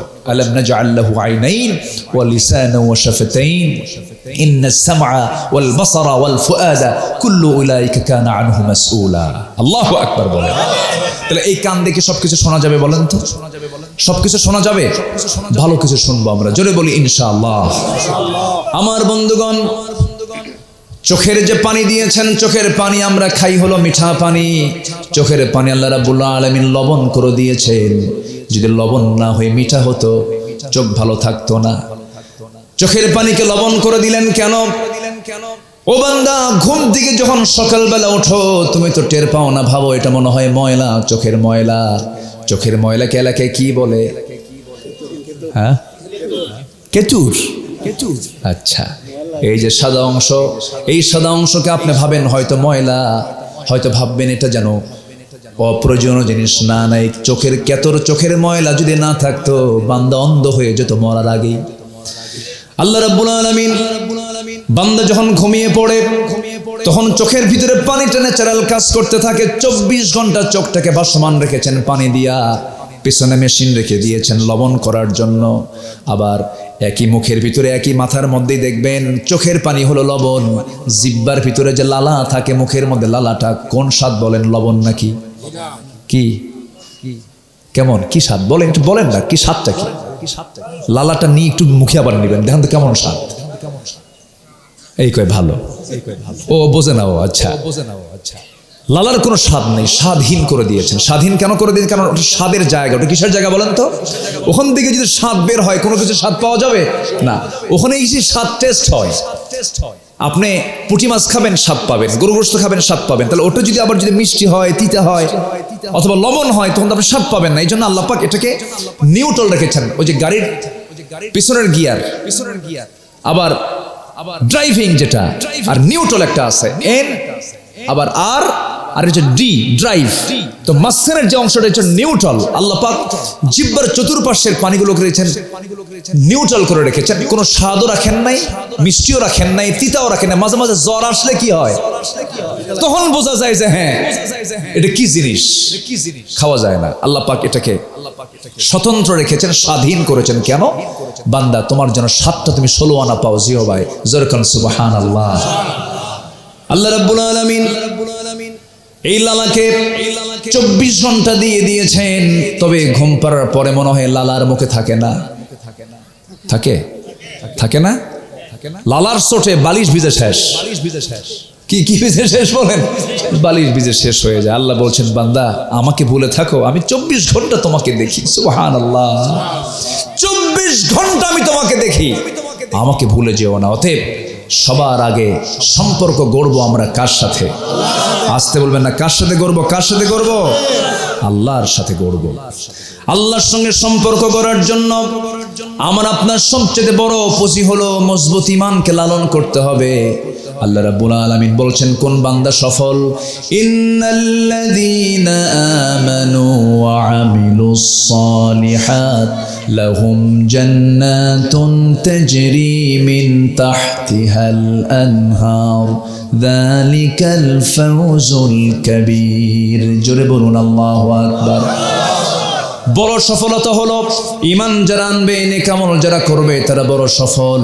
আরেক জায়গায় বলছেন ইন্নাল্লাযীনা আমানু ওয়া আমিলুস সালিহাত কানাত লাহুম জান্নাতুল ফিরদাউসি নুজুলা। জোরে বলুন আল্লাহু আকবার। আল্লাহ রাব্বুল আলামিন যেখানেই ঈমান এবং নেক আমলের কথা বলেছেন সেখানেই জান্নাতের কথা বলেছেন, সফলতার কথা বলেছেন। সবাইকে জান্নাত নিতে চান নাকি? সবাইকে নিতে রাজি আছেন? তাহলে লাইন ধরবো জাহান্নামের না জান্নাতের? লাইন ধরবো জাহান্নামের না জান্নাতের? জান্নাতের লাইন আমাকে আপনাকে ধরতে হবে। সেই জান্নাতের লাইনটার নাম হলো, সবাই বলুন, ইহদিনাস সিরাতাল মুস্তাকিম সিরাতাল্লাযীনা আন'আমতা আলাইহিম গায়রিল মাগদুবি আলাইহিম ওয়ালাদ-দাল্লিন। সিরাতুল মুস্তাকিমটা কি? এটার আবার ব্যাখ্যা এসেছে সূরা ইয়াসিনে। কোন সূরায়? ইয়াসিনে ব্যাখ্যা এসেছে সিরাতুল মুস্তাকিমটা কি? ওয়া আনি'বুদুনি হাযা সিরাতুম মুস্তাকিম। আমার ইবাদত করাটাই হলো সিরাতুল মুস্তাকিম। আমরা দাসত্ব করব কার? আসতে বলবেন না কার? ঈমান আছে নেক আমল নেই, লাভ নেই। নেক আমল আছে ঈমান নেই, তাও লাভ নেই। আমার দেশে আমি একটা প্রশ্ন করব, আমি প্রায় এই প্রশ্ন করি, বলুন তো আমার দেশে ঈমান আছে না নামাজ আছে? ভালো করে কোন। ঈমান আছে, নামাজ নাই। কেমন করে? হুজুর নামাজ না পড়ি কি? এখন বলেন কি আছে আমার দেশে? বলেন ঈমান আছে কিন্তু নামাজ নাই।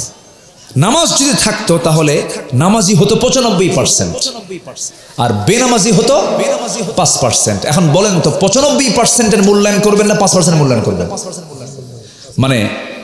মানে এর দিক থেকে, মানে গুণতির দিক থেকে বেনামাজির সংখ্যাই তো বেশি, অতএব ঈমানদার বেশি, নামাজি কম।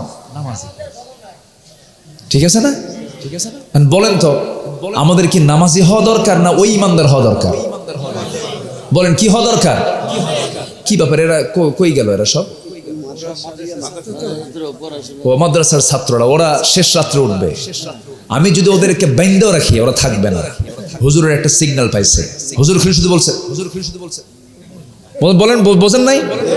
খালি বলছে, ইশারা দিছে, আর আমি আপনি হুজুর কোনো কাম হবে না।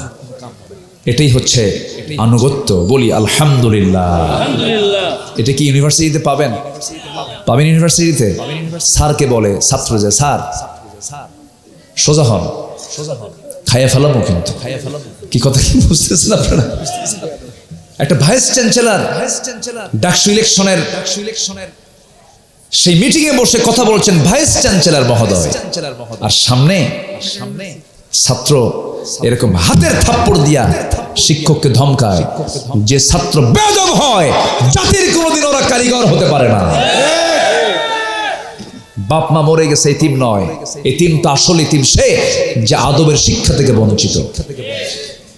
আমরা সভ্য হব, আমরা আদবওয়ালা হব। জোরে বলি ইনশাআল্লাহ, জোরে বলি ইনশাআল্লাহ। আজকে যদি কোরআনের এই সিলেবাসটাকে যদি প্রত্যেকটা সিলেবাসে যদি সম্পৃক্ত করা হতো, ইউনিভার্সিটির প্রত্যেকটা ডিপার্টমেন্টে যদি সূরা হুজুরাতকে বাধ্যতামূলক করে দেওয়া হতো, একটা বেয়াদব সন্তান বাংলার জমিনে থাকতো না। সূরা হুজুরাত তো বুঝি না। সূরা হুজুরাতের মধ্যে 10টা আল্লাহ পাক হুকুম করেছেন।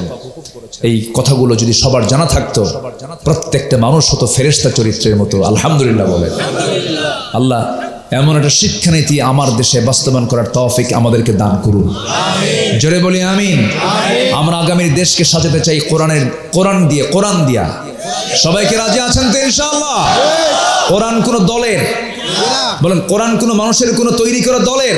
আচ্ছা বলেন তো এই কোরআনের উপরে যদি শরৎচন্দ্রের বই, রবি ঠাকুরের বই, বঙ্কিমের বই যদি কেউ রাখে, আমরা কি মানবো এটা? আমরা কি করব? সব নামায় দে, কোরআন সবার উপরে থাকুক। এই কোরআনের উপর আর কোন আইন আমরা মানতে চাই না। কোরআন থাকবে দেশের একমাত্র আইন। রাজি আছেন কারা কারা? হাত উঁচু করে দেখান মুসলমান।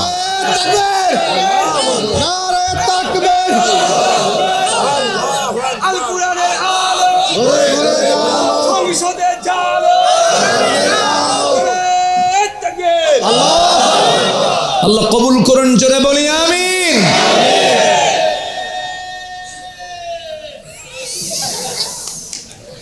এ তো মধ্যে মুনফাসিল হয়ে গেল।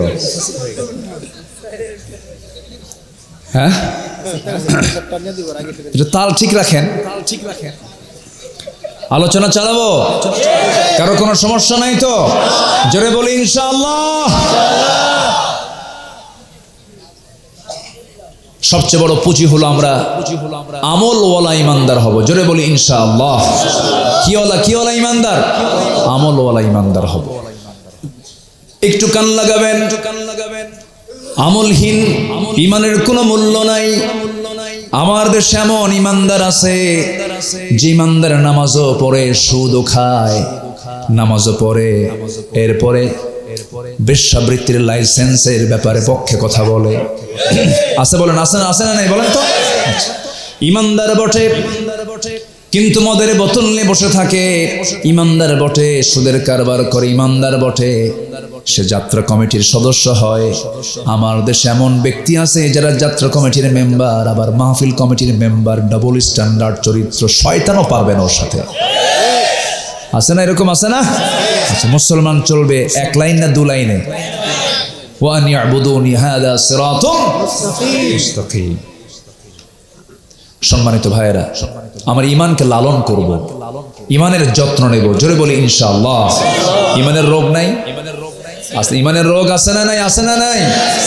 রোগ বেড়ে গেলে সব শেষ, সব ধ্বংস হয়ে যাবে।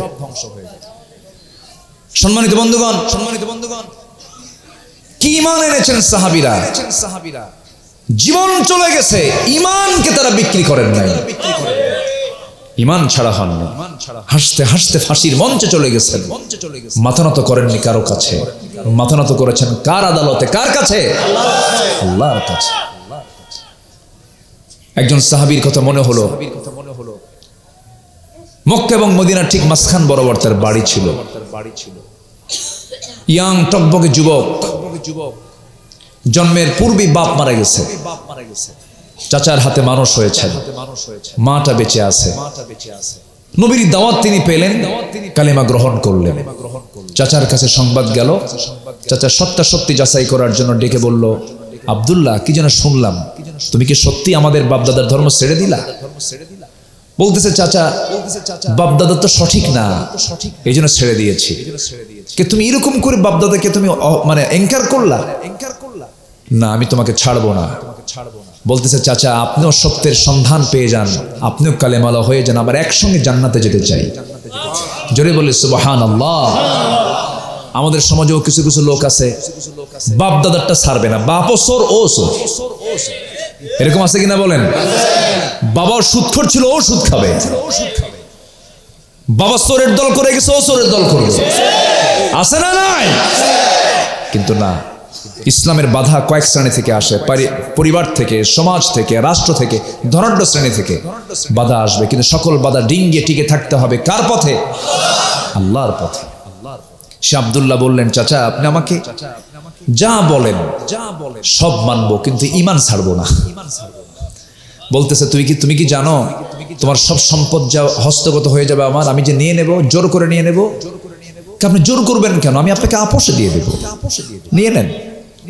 আপনি আমাকে সম্পদের হুমকি দেখাচ্ছেন, কিচ্ছু করতে হবে না, এই মুহূর্তে আমি দিয়ে দিলাম, নেন। সুবহানাল্লাহ বলবেন না? আর আমার দেশের মানুষ বিড়ির প্যাকেট পাইলে ঈমান বেচে শেষ করে। আছে কি না? আব্দুল্লাহ বললেন, চাচা নেন। চাচা গেছে খেপে, এমন রাগা রাখছে, ছোট থেকে তোকে বড় করলাম, তুই এইরকম আমার সঙ্গে আচরণ করবি? থাপ্পড় মেরে রক্তাক্ত করে জামা টেনে ছেড়ে লুঙ্গিটা টেনে খুলে ফেলে ঘাট ধাক্কা দিয়ে ঘর থেকে বের করে দেয়। উলঙ্গ করে যখন বের করে দেওয়া হলো, আহত হয়ে চরম রক্তাক্ত হয়ে মার দরজায় গিয়ে বলছে, মা দরজাটা খুলো। দরজা খোলা মাত্রই বলছে, মা আমার দিকে তাকায়ও না, আমার দিকে তাকায়ও না মা। আমি ইসলাম কবুল করেছি, দ্বীনকে গ্রহণ করে নিয়েছি, জন্য আমার আপন চাচা রক্তাক্ত করেছে, সব সম্পত্তিগুলো আমার থেকে ছিনিয়ে নিয়েছে, সব দিয়ে দিয়েছি মা, ঈমান দেই নাই।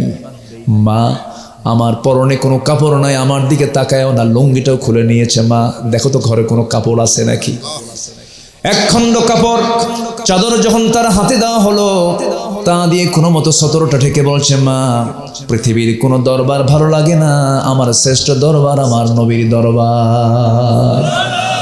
রওনা দিলাম মা, চলে গেলাম মক্কা মদিনায়। বছরে 1.5 থেকে 2 মাস প্রচন্ড শীত থাকে, হাড় কাঁপানো শীত। এই যে এখন শীত শুরু হয়ে যাবে সৌদি আরব, 1.5 মাস আগে গিয়েছিলাম, প্রচন্ড গরম ছিল। এই শীতের ভিতরে সেই মক্কা মদিনার ঠিক মাঝখান বরাবর বাড়ি, সেই জায়গা থেকে পদব্রজে পায়ে হেঁটে হেঁটে রওনা দিয়েছেন, খালি গায়ে নগ্ন দেহ নিয়া খালি পায়ে রওনা দিয়েছেন। হাঁটতে হাঁটতে নবীর দরবারে পৌঁছে গেছেন। দরজায় গিয়ে নক করেছেন, হুজরাখানায় নক করেছেন।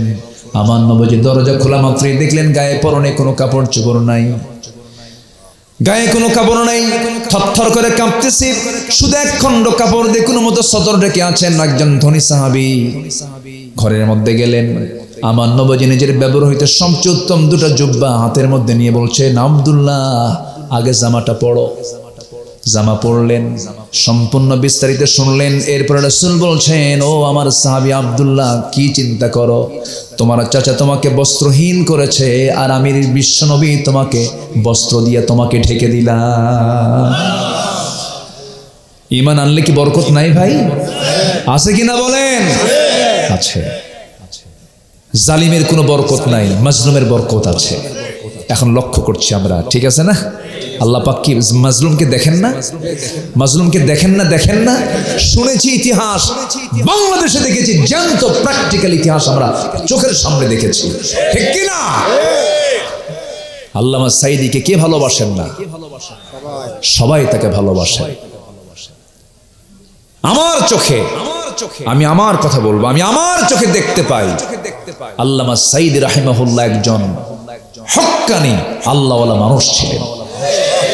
25 বছর আগে তিনি বলেছিলেন, গাছের গোড়ায় নাড়া দেব, মামু বাড়ি দিল্লি গিয়ে পড়বা। 25 বছর আগের তার ওই কথাকে আল্লাহ রাব্বুল আলামিন 25 বছর পরে বাস্তবে রূপ দিয়েছেন। দিল্লি ছাড়া কি আরো কিছু শহর ছিল না? ওই ইন্ডিয়ার কত শহর নগর ছিল, সিটি ছিল। আমার দেশের চাইতে 22 গুণ বড় হলো ভারত। এই পাশেই ছিল আগরতলা, ত্রিপুরা। ওই পাশে ছিল আসামের গুয়াহাটি, রাজস্থান ছিল।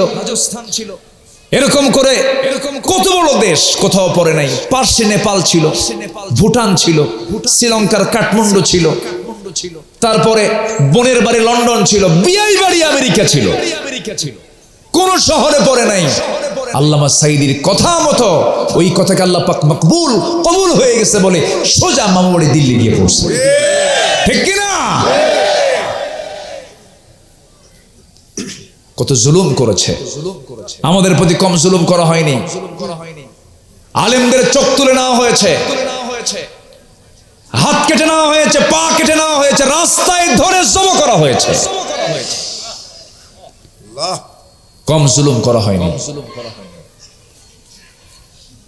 2018 সালে নির্বাচনের আগ দিয়ে আমাকে গ্রেফতার করা হলো। কোনো দোষ তো আমার ছিলই না। মাহফিল করে বাসায় গেছি, শুয়ে পড়বো, পরের দিন আবার মাহফিল আছে। রাত 3টার দিকে বাড়ি ঘেরাও করে আমাকে তুলে নিয়ে চলে গেল থানায়। ওসি মহোদয় আমার দিকে একবার তাকায়, ওই যে সেজদার মতো রুকুর হালতে নিচের দিকে চেয়ে আসার, তাকায় না আমার দিকে। বললাম, ভাই ব্যাপারটা কি? বুঝলাম না কিছু হুজুর। আমিও বুঝি নাই, কি করব, উপায় নাই। উপরের নির্দেশ ধরলাম, সামনে নির্বাচন হয়ে যাক, আপনি আবার জেল থেকে বের হয়ে আসবেন। দেখছেন কি নসিহত করতেছে আমারে। তো বললাম যে কোনোভাবে কি কোনো কিছু করা যায় না? কেন? কিচ্ছু করার নাই হুজুর, আমার চাকরি চলে যাবে। কি করবেন এখন? আমার বাচ্চা কাচ্চা আছে, চাকরি বাঁচান তো ফরজ। আমি বললাম, ইমান বাঁচান তো নফল। সোজা আমাকে চালান দিয়ে দিল, কোর্টে চলে গেলাম। কোর্টের জজ আমার দিকে তাকায়া জিব্বায় কামড় মেরে ভাবতেছে, এই লোকটা কে ধরে নিয়ে আসলো। ধারার দিকে তাকায়া দেখে এই ধারায় তো জামিন নাই, জামিন দিলে আমার চাকরি নাই। চালান দিয়ে দিল, হ্যান্ডকাফ লাগায়া প্রিজন ভ্যানে করে পাঠায় দিল জেলখানায়, হাজতে পাঠায় দিল। হাজতের গেট দিয়ে ঢুকতে নি, আমি তো আর কোনো টেনশন করছি না, কারণ চুরি তো আর করি নাই। অন্তত এই চান্সে সুন্নতটা আদায় হোক। কি কথা কি বুঝতেছেন আপনারা? সুন্নতটা আদায় হয়ে যাক, কারণ এখন তো সুন্নত আদায় করতে চাইলে আপনি সুন্নত আদায় করতে পারবেন না। আর উপায় আছে গ্রন্থ নিয়ে চলে গেল জেলখানার মধ্যে। ঢুকতেই, বড় গেট দিয়ে ঢুকতেই দেখি সামনে এক বুড়া চাচা, 80 বয়স, 80 বছর পার হয়ে গেছে, সব সাদা, চামড়াগুলো কুচকে গেছে। আমার দিকে তাকায়া যেন উনি প্রাণ ফিরে পেলেন, সালাম একখান লম্বা দিয়ে দিল, আসসালামু আলাইকুম। হুজুর আপনি জেলখানায় ঢুকছেন? খুব খুশি হলাম। তো বললাম জেলখানায় ঢুকলে কেউ খুশি হয়?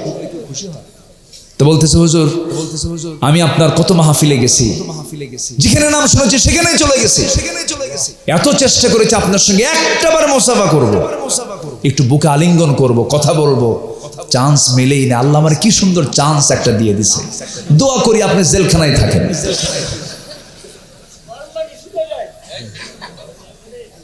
এরপরে আমি বললাম চাচা আপনি কেন জেলখানায়?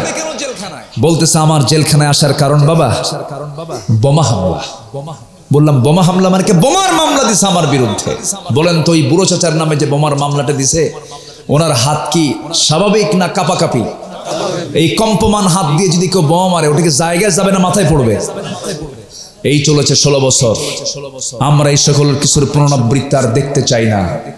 আমরা আমাদের প্রজন্ম, সামনের প্রজন্ম যে রেখে যাব, আমাদের সন্তান আওলাদ যারা থাকবে এই দেশে, তারা যেন কোরআনের রহমত পায়, বরকত পায়, এমন রাষ্ট্র আমরা গড়তে চাই ইনশাআল্লাহ। আল্লাহ কবুল করুন, জোরে বলি আমিন। আল্লাহি কেউ ভাববেন না আমি কোনো দলীয় এজেন্ডা নিয়ে এসেছি।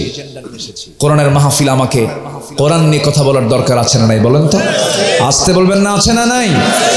কেউ এটা নিজের গায়ে মেখে নেবেন না। আমি সবাইকে ভালোবাসি কথাগুলো বলছি, কারণ কিয়ামতের দিন আপনি আল্লাহর সামনে দাঁড়াবেন, আমি আল্লাহর সামনে দাঁড়াবো। সেই দিন জবাব দেওয়ার পরিবেশ আছে না নাই? বলেন তো, জবাব দেব আমরা সম্মানের সাথে, আল্লাহর পথে টিকে থেকে। জোরে বলি ইনশাআল্লাহ, আর জোরে বলি ইনশাআল্লাহ। আমরা মূল বিচারের দিন মনে করি দুনিয়া না আখিরাত, দুনিয়া না আখিরাত। মালিক ইয়াউমিদ্দিন, বিচার দিবসের মালিক কে? আল্লাহ তাআলা। ওই সাহাবীকে আমার রাসূল জুব্বা পরায়া দিলেন। এরপর বলছেন আব্দুল্লাহ কিছু চাও কি তুমি? আব্দুল্লাহ বলছেন ইয়া রাসূলুল্লাহ, জাগতিক জীবনের আমি কোনো কিছু চাই না, আমি আপনার কাছে চাই হলো আল্লাহ যেন আমাকে মৃত্যুর রাজপথ, শহীদি মওত যেন আল্লাহ পাক আমাকে জুটাইয়া দেন। আমার নবীজি সঙ্গে সঙ্গে দুহাত উঁচু করে বলছেন, ও আরশের মালিক আল্লাহ তাআলা, আমার আব্দুল্লাহর জান এবং মালকে কাফের বেঈমানদের জন্য হারাম করে দাও। সাহাবীর মন খারাপ হয়ে গেল। সাহাবী বলছেন ইয়া রাসূলুল্লাহ, আমি চাইলাম কি দোয়া, আপনি করলেন কি দোয়া? আমি তো শহীদ হতে পারবো না। কাফের বেঈমানদের জন্য আমার জান মাল যদি হারাম হয়ে যায়, তারা যদি আমাকে না আঘাত করে, আমি শহীদ হব কেমনে? আমার রাসূল মুস্কি হাসি মেরে বলছে, আব্দুল্লাহ মন খারাপ করো না। যদি কারো হৃদয়ে যদি এমন লালন হয়, শাহাদাতের তামান্না যদি লালন হয়, আল্লাহ রাব্বুল আলামিন ওয়াইম্মা তাআলা ফিরাশিহি, তার মওত যদি বিছানাও হয়ে থাকে, মহান আল্লাহ রাব্বুল আলামিন তাকে শহীদের দরজা দিয়ে দেন। জোরে বলি সুবহানাল্লাহ। আমার নবীজি করলেন কি? আব্দুল্লাহকে পাঠায়া দিলেন নবীর হুজরাখানার সাথে, নবীর ঘরের সাথে একটা চতুর্কোণ বিশিষ্ট একটা ঘর ছিল, একটা এরিয়া ছিল। আসহাবে সুফার সদস্যরা সেই জায়গায় থাকতেন। না খাওয়া সাহাবী, ঘর নাই বাড়ি নাই, বাইরে থেকে এসেছেন এমন সাহাবীরা সেই জায়গায় থাকতেন। আমার নবীর দরবারে যে হাদিয়াগুলো আসতো, মাঝে মাঝে যে খাবারগুলো আসতো, নবীজি একা খেতেন না, তাদেরকে সঙ্গে করে নিয়ে পরিবারের মতো খেয়ে নিতেন। দিনের পর দিন চলে যেতে উপোস থাকতেন সাহাবীরা। আমার নবী একদিন সালাম দিচ্ছেন, আমার নবী একদিন সাইয়েদনা আবু হুরায়রাকে দেখে সালাম দিচ্ছেন। রাসূল তো আগে ভাগেও সালাম দিতেন মাঝে মাঝে। সাইয়েদনা আবু হুরায়রার মুখ থেকে আওয়াজ বের হয় না, ক্ষুধার ঠেলায় মুখ থেকে আওয়াজ পর্যন্ত বন্ধ হয়ে গেছে। আমার নবীজির কাছে একদিন এক গ্লাস দুধ হাদিয়া চলে এসেছে। আমার নবীজি হাদিয়ার সেই দুধটা নিয়ে, গ্লাসটা নিয়ে চলে গেলেন আসহাবে সুফায় চলে গেলেন। শতাধিক সাহাবী সবার সামনে দাঁড়িয়ে বলছেন, সাহাবীরা আমি যদি প্রথম দুধটা পান করি দুধ শেষ হয়ে যাবে, আমি দিলাম তোমার হাতে, তুমি শুরু করো। এক সাহাবীর হাতে দিয়ে দিলেন। শতাধিক সাহাবী এক গ্লাসের দুধ পান করে গ্লাসের দুধ ফুরাতে পারে নাই। রাসূল বলছেন, সাহাবীরা ওই দুধটা তখনই ফুরবে যখন আমার ঠোঁটটা ওই গ্লাসের আগায় যখন লেগে যাবে। জোরে বলেন সুবহানাল্লাহ। সেই সুফার সদস্য হলেন এই আব্দুল্লাহ। কোরআন যখন তিনি তেলাওয়াত করতেন, এত চিৎকার মেরে মেরে কোরআন তেলাওয়াত করতেন, বলা হলো সাহাবীরা বলছেন, ইয়া রাসূলুল্লাহ, নতুন একজন সাহাবীর আগমন হয়েছে। কি হয়েছে হুজুর? খুব ডিস্টার্ব হয়, জোরে জোরে কোরআন তেলাওয়াত করে। কে? আব্দুল্লাহ। রাসূল বলছেন, সাহাবীরা দয়া করে আমার আব্দুল্লাহর বিরুদ্ধে অভিযোগ দিও না। আমার আব্দুল্লাহর ঈমান আনতে নিয়ে দুনিয়া বিক্রি করে ঈমানটা রক্ষা করতে হয়েছে। জোরে কোন সুবহানাল্লাহ। আমার নবীজি বললেন, ও সাহাবীরা আমার আব্দুল্লাহকে কষ্ট দিও না, আমি আব্দুল্লাহকে দারুণ ভালোবাসি। বেশ কিছুদিন পর যুদ্ধের ডাক চলে এলো। রাসূল মদিনার মসজিদ থেকে বের হলেন, সাহাবে কেরামকে নিয়ে। রাসূল বলছেন, আমার আব্দুল্লাহ কোথায়? তুমিও চলো। তাকেও সঙ্গে করে নিয়ে অভিযানে বের হলেন। অভিযান শেষ হলো, ফেরত আসতেছেন মদিনার দিকে। মদিনার পথে চলতে নিয়েই আমার নবীজির কানে সংবাদ চলে এলো, হুজুর আপনার প্রিয় আব্দুল্লাহ মারাত্মক অসুস্থ হয়ে পড়েছে। রাসূল বলছেন, ভালো করে নার্সিং করো, ভালো করে সেবা করো, আমার আব্দুল্লাহকে ভালো করে মোহাব্বত করো, একটু সেবা করো, শুশ্রূষা করো, খাবার খাওয়াও। 3 দিন অক্লান্ত পরিশ্রম করলেন, সাহাবীরা সেবা করলেন। 3 দিন পর রাসূলের কাছে নিউজ আসলো, হুজুর আব্দুল্লাহ আর বেঁচে নাই। আমার নবীজি ডুকরে ডুকরে কাঁদলেন। নবীজির ভয়টা বেড়ে গেল। নবীজি বলছেন, সাহাবীরা রে, আমার আব্দুল্লাহ সব ছেড়ে দিয়ে আমার দরবারকে পছন্দ করেছে, সব ছেড়ে দিয়ে আমার কাছে চলে এসেছে। আমার আব্দুল্লাহর জানাজা কেউ আজকে পড়াবে না, আমি রাসূল দায়িত্ব নিলাম। আমি রাসূল নিজে আব্দুল্লাহর জানাজার দায়িত্ব কাঁধে নিয়ে নিলাম। জানাজার সময় হয়ে গেছে, আমার নবীজি জানাজায় দাঁড়ায় গেলেন, জানাজা পড়ায় দিলেন। এরপরে বলছেন, সাহাবীরা আমার আব্দুল্লাহর কবরটা কোথায় খনন করেছে? হুজুর জায়গা পেলাম না। কোথায়? ওই 2 পাহাড়ের চিপায় ওই জায়গায় কবর খনন করে ফেলেছি। রাসূল বলছেন, আমাকে তোমরা কবরের সামনে নিয়ে যাও। রাসূল কবরের সামনে গিয়ে দাঁড়ালেন। আমার নবীজির ভিতরে এত মায়া কাজ করত, এত দয়া কাজ করত। রাসূল কখনো না শব্দ বলতে পারতেন না। সহজে কেউ কোনো আবদার করলে শতভাগ পূরণ করার চেষ্টা করতেন। আমার নবীজির সামনে গিয়ে দাঁড়ায়া আমার নবীজি বলছেন, সাহাবীরা রে, আমার আব্দুল্লাহর লাশটা তোমরা নিয়ে আসো। এই কবরে আব্দুল্লাহর লাশ রাখার দায়িত্ব কাউকে দেব না, আমি রাসূল নিজে তার দায়িত্ব গ্রহণ করে নিলাম। আমার নবীজি নিজে কবরের মাটিতে নামলেন। নামার পরে বলছেন, ও আবু বকর আমার ডানে নামো, ও ওমর আমার বামে নামো। আমার নবীজি নামলেন, দুজনকে নামায় নিলেন, হাত চাগায় দিয়ে বলছেন, ও আমার সাহাবীরা রে, আমার কলিজার টুকরা আব্দুল্লাহকে আমার হাতে তুলে দাও। হাতে যখন তুলে দেওয়া হলো, রাসূল বলছেন, আবু বকর মাথাটা ধরো, ওমর পাটা ধরো। 3 জন মিলে আমার নবীজি আব্দুল্লাহর লাশটা কবরে শোয়া দিলেন। শোয়া দিয়ে হাতটা বুকের উপরে রেখে আকাশের দিকে তাকায় বলছেন, ও আকাশের মালিক আল্লাহ, আমি রাসূল, আমি তোমার প্রিয় বান্দা, তোমার রাসূল আমার আব্দুল্লাহর উপরে এখন পর্যন্ত সন্তুষ্ট আছি, দয়া করে তুমি আব্দুল্লাহর উপরে রাজি হয়ে যাও।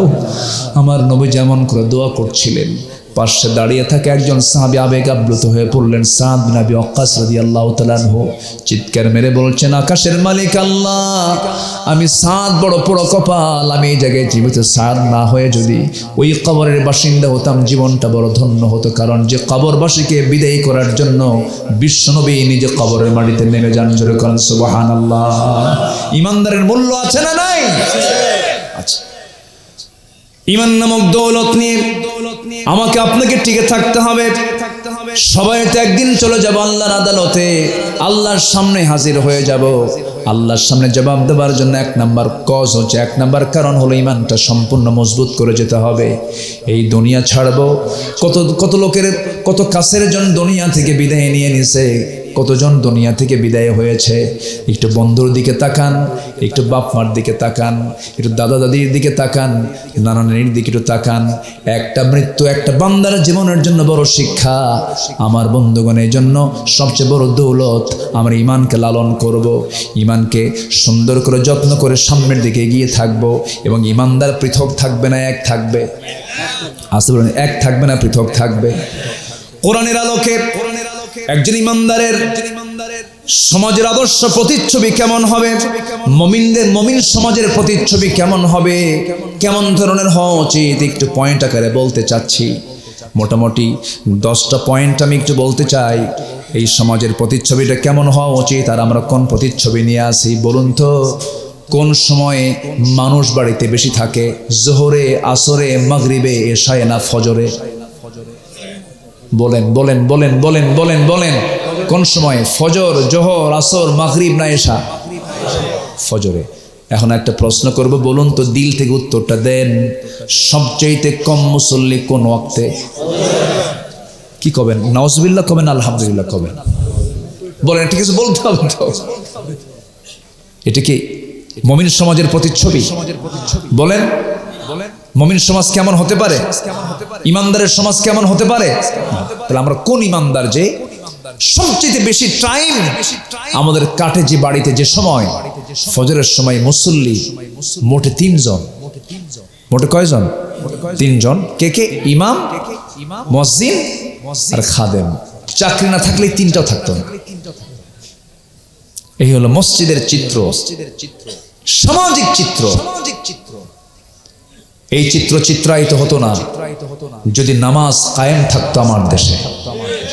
আস্তে কোন কেন? আস্তে কোন কেন? আমার দেশে নামাজ কায়েম না সুদ কায়েম? বলেন বলেন, কি কায়েম? আমার দেশে পর্দা কায়েম না বেহায়াপনা কায়েম? বেহায়াপনা। যে যত বেহায়া হয় ওর পথ তত বাড়ে। যুব সমাজ যারা আছো, মাদকের দিকে যেও না, নেশার দিকে যেও না। নামাজকে তোমার পালস মনে করো। কি মনে করো? পালস, জীবনের পালস নামাজ। ফজরে যাও, ফজর নামাজটা পড়ো, দেখবা এর চাইতে প্রশান্তি পৃথিবীতে আর দ্বিতীয়টা নাই।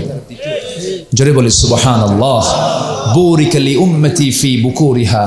আমার উম্মতের বরকতময় সময় হলো সকাল। যার ঘুমটা ঘুম দিয়ে সকাল কেটে যায়, সে দিন তার কোনোদিন বরকতময় হতে পারে না। দুটো প্রাণীর কথা বলবো। একটা প্রাণী হলো ছাগল। এটা খাওয়াটা হালাল না হারাম? আর কুকুরটা খাওয়া কি? কিন্তু কুত্তা কিন্তু খায়, খায় না? কোরিয়াতে গিয়েছিলাম 2015 সালে, মেবি ফার্স্টে। আমি উত্তর কোরিয়া, কি বলে দক্ষিণ কোরিয়া, উত্তর কোরিয়াতে যাওয়া সম্ভবই না, সাউথ কোরিয়া গিয়েছিলাম। তো দক্ষিণ কোরিয়ার এই সফরে আমি বাইরের কোনো হোটেল পাইনি, কোনো খাবারও পাইনি। সব জায়গায় শুয়োরের চর্বি, হারাম খাবার দিয়ে ভরা। ওরা কুত্তা পালে, কুত্তা খায়, সবকিছু করে। কুকুরকে আল্লাহ পাক হারাম করেছেন, শুকরকে হারাম করেছেন, কুকুর হারাম করেছেন, ছাগলকে কি করেছেন? হালাল করেছেন। শুধু জাস্ট একটা উদাহরণ দেই। আচ্ছা বলেন তো, কুকুর রাতে ঘুমায় না ছাগল রাতে ঘুমায়? বলেন বলেন। কুত্তা কি করে? সারা রাত জেগে থাকে। আর সকালবেলা থেকে ওই যে ওর টিপানি শুরু হয়, ওই যে ঘুমায় আবার ওঠে আর হাই তোলে। এই করে করে তার সারাটা দিন পার হয়, আর রাতের বেলা সে জেগে থাকে। আর ছাগলটা সন্ধ্যা হওয়া মাত্রই ঘরে চলে যায়। মোরগটা সন্ধ্যা হওয়া মাত্রই ঘরে চলে যায়, এবং সে সকাল হওয়ার আগেই মোরগ বলে ফেলে কুকুরু কু আল্লাহু আল্লাহু করতে করতে সে জেগে যায়। তো ইমানদার ঘুমাবে রাতে না দিনে? বলেন বলেন বলেন। এখনকার সামাজিক অবস্থা কি হয়েছে বলেন তো? মানুষ ঘুমায় কখন? ফজরের আগে না ফজরের সময়? বলেন, ফজরের আগে না ফজরের সময়?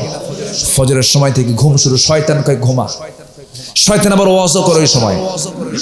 হাদিস আসছে শয়তান শেষ রাত্রির দিকে আসে, যে রাত্রিতে আল্লাহ তাআলা প্রথম আকাশে আসেন। তাহলে প্রথম আকাশে আসেন কে? আল্লাহ। আর শয়তান ওই টাইমে এসে বান্দার পাশে বসে চুলের মধ্যে নখ ঢুকায় দেয়, ঢুকায় দেওয়া ওয়াজ করে, আলাইকা লাইলুন তাবিল, আলাইকা লাইলুন তাবিল, তোমার রাত বড় লম্বা, রাত বড় লম্বা, ঘুমাও ঘুমাও। সুন্দর করে ওয়াজ করতে থাকে। রাসূল বলেছেন সেই সময় শয়তান 3টা গিট মেরে দেয়। এই 3টা গিট যদি কেউ ছুটাতে চাও, 3টা আমল করবে। বিছনা থেকে নিজের পিঠটা সরাইয়া দিয়ে আস্তে করে বসে পড়বে, একটা গিট ছুটে চলে যাবে। নাম্বার 2 হলো সুন্দর করে ওযু বানাবে। কিসের জন্য বলেন? ওযু মূলত কিসের জন্য হয়? ফরজ নামাজের ওযু করা কি বলেন? ফরজ নামাজের ওযু করা কি? সুন্নত নামাজের ওযু করা সুন্নত, আস্তে কয় নফল নামাজের ওযু করা কি? তাহলে ওযুর কোনো সুন্নত আছে? যে নামাজে পড়েন না কেন ওযু করা ফরজ। দুইটা গিট ছুটে চলে যাবে। নাম্বার 3 হলো যখন ওযু বানানো শেষ হয়ে যাবে রাসূল বললেন শোনো, কদম ফেলতে ফেলতে মসজিদ পানে চলে যাও। কোন নামাজের কথা বলা হচ্ছে বলেন? ফজর নামাজ। মসজিদ পানে চলে গিয়ে নামাজ যখন শুরু করবে, নামাজ শেষ হয়ে যাবে, 24 ঘন্টা শয়তান তোমাকে আর ওয়াসওয়াসা দিতে পারবে না। যেরকম সুবহানাল্লাহ। ফজর নামাজের, শুধু ফজর নামাজের 65টা ফজিলত আছে যে অন্য কোনো নামাজে নাই। অন্য ওয়াক্তের ব্যাপারে এত কথা বলা নাই। শুধু ফজরের 2 রাকাত সুন্নত নামাজ, রাকাতাই সালাতুল ফজর খায়রুদ দুনিয়া ওয়া মা ফিহা। ফজরের 2 রাকাত সুন্নত নামাজ যে পড়বে তার বিনিময় হলো দুনিয়া এবং দুনিয়ার মাঝে যা কিছু আছে তার চাইতে বেশি দামি। জোরে কোন সুবহানাল্লাহ। ফজর পড়বেন, সবাই রাজি আছেন নাকি? কারা কারা একটু হাত তুলে দেখেন না ভাই, জোরে বলি ইয়া আল্লাহ। আমাদেরকে ফজর, জোহর, আসর, মাগরিব, এশা 5 ওয়াক্ত সালাত আদায় করার তৌফিক তুমি আল্লাহ দিয়া দাও। জোরে বলি আমিন। হাত নামান। জি, রাসূল বলেছেন যে বাড়িতে প্রাপ্তবয়স্ক যুবক আছে, মানুষ আছে, মসজিদে যায় না, আমার ইচ্ছা হয় ওই বাড়িতে আমি আগুন লাগাই দিই। কি লাগাই দিই বলেন? কি লাগাই দিই? আগুন লাগাই দিতামই। যদি নারী এবং শিশু না থাকতো তাহলে জামাতের গুরুত্ব কি আছে? সাথে জামাতে পড়বো। জোরে বলি ইনশাআল্লাহ। আল্লাহ কবুল করুন। জোরে বলি আমিন। সম্মানিত ভাইয়েরা, তাহলে একটা গ্রামকে যদি আপনি আদর্শ গ্রাম মনে করেন তাহলে ফজরের মুসল্লি বেশি হবে না জুমার মুসল্লি বেশি হবে? জোরে কোন, কিসের মুসল্লি বেশি হবে? ফজরের মুসল্লি বেশি হবে জুমার মুসল্লির চাইতে। আল্লাহ পাক চুপাইর গ্রামকে ফজরের মুসল্লি দিয়ে মসজিদ ভরায় দেন। এই জন্য আমি বলে যাচ্ছি, মুকররম ভাই সহ সবাইকে বলে যাচ্ছি, এই গ্রামে একটা ফজর বাস্তবায়ন কমিটি, সালাতুল ফজর বাস্তবায়ন কমিটি একটা করে ফেলেন। যুবকরা তার নেতৃত্ব দেবে, বাড়ি বাড়ি ডাকবে, তালিকা করে ফজরের সময় সবগুলোকে মসজিদে নিয়ে চলে যাবে। আল্লাহ কবুল করুন। শোনেন, মুনাফিক জোহর পড়তে পারে, আসর পড়তে পারে, মাগরিব পড়তে পারে, এশা পড়তে পারে, কিন্তু মুনাফিক কখনো বলেন কি পড়তে পারে না? ফজর পড়তে পারে না। তাহলে ফজর আমাদের গুরুত্ব দেওয়া কম দরকার না বেশি দরকার? আল্লাহ কবুল করুন। জোরে বলি আমিন। মায়েরা আছে নাকি? মায়েরা আছে? মাদের মধ্যে 3টা কাজ একটু বলে যাই। নাম্বার 1 হচ্ছে ঘুম থেকে উঠি নামাজ। ঘুম থেকে উঠি কি বলেন? নামাজ। নামাজ যদি না থাকে বসে জিকির আজগার, এরকম টাইম কি তাদের যায় না? যায় তো। অনেকের 3 দিন যায়, অনেকের 4 দিন যায়, অনেকের 7 দিন যায়, অনেকের 10 দিনও চলে যায়। তাহলে 10 দিন কি করবে? চুপ মেরে বসে থাকবে।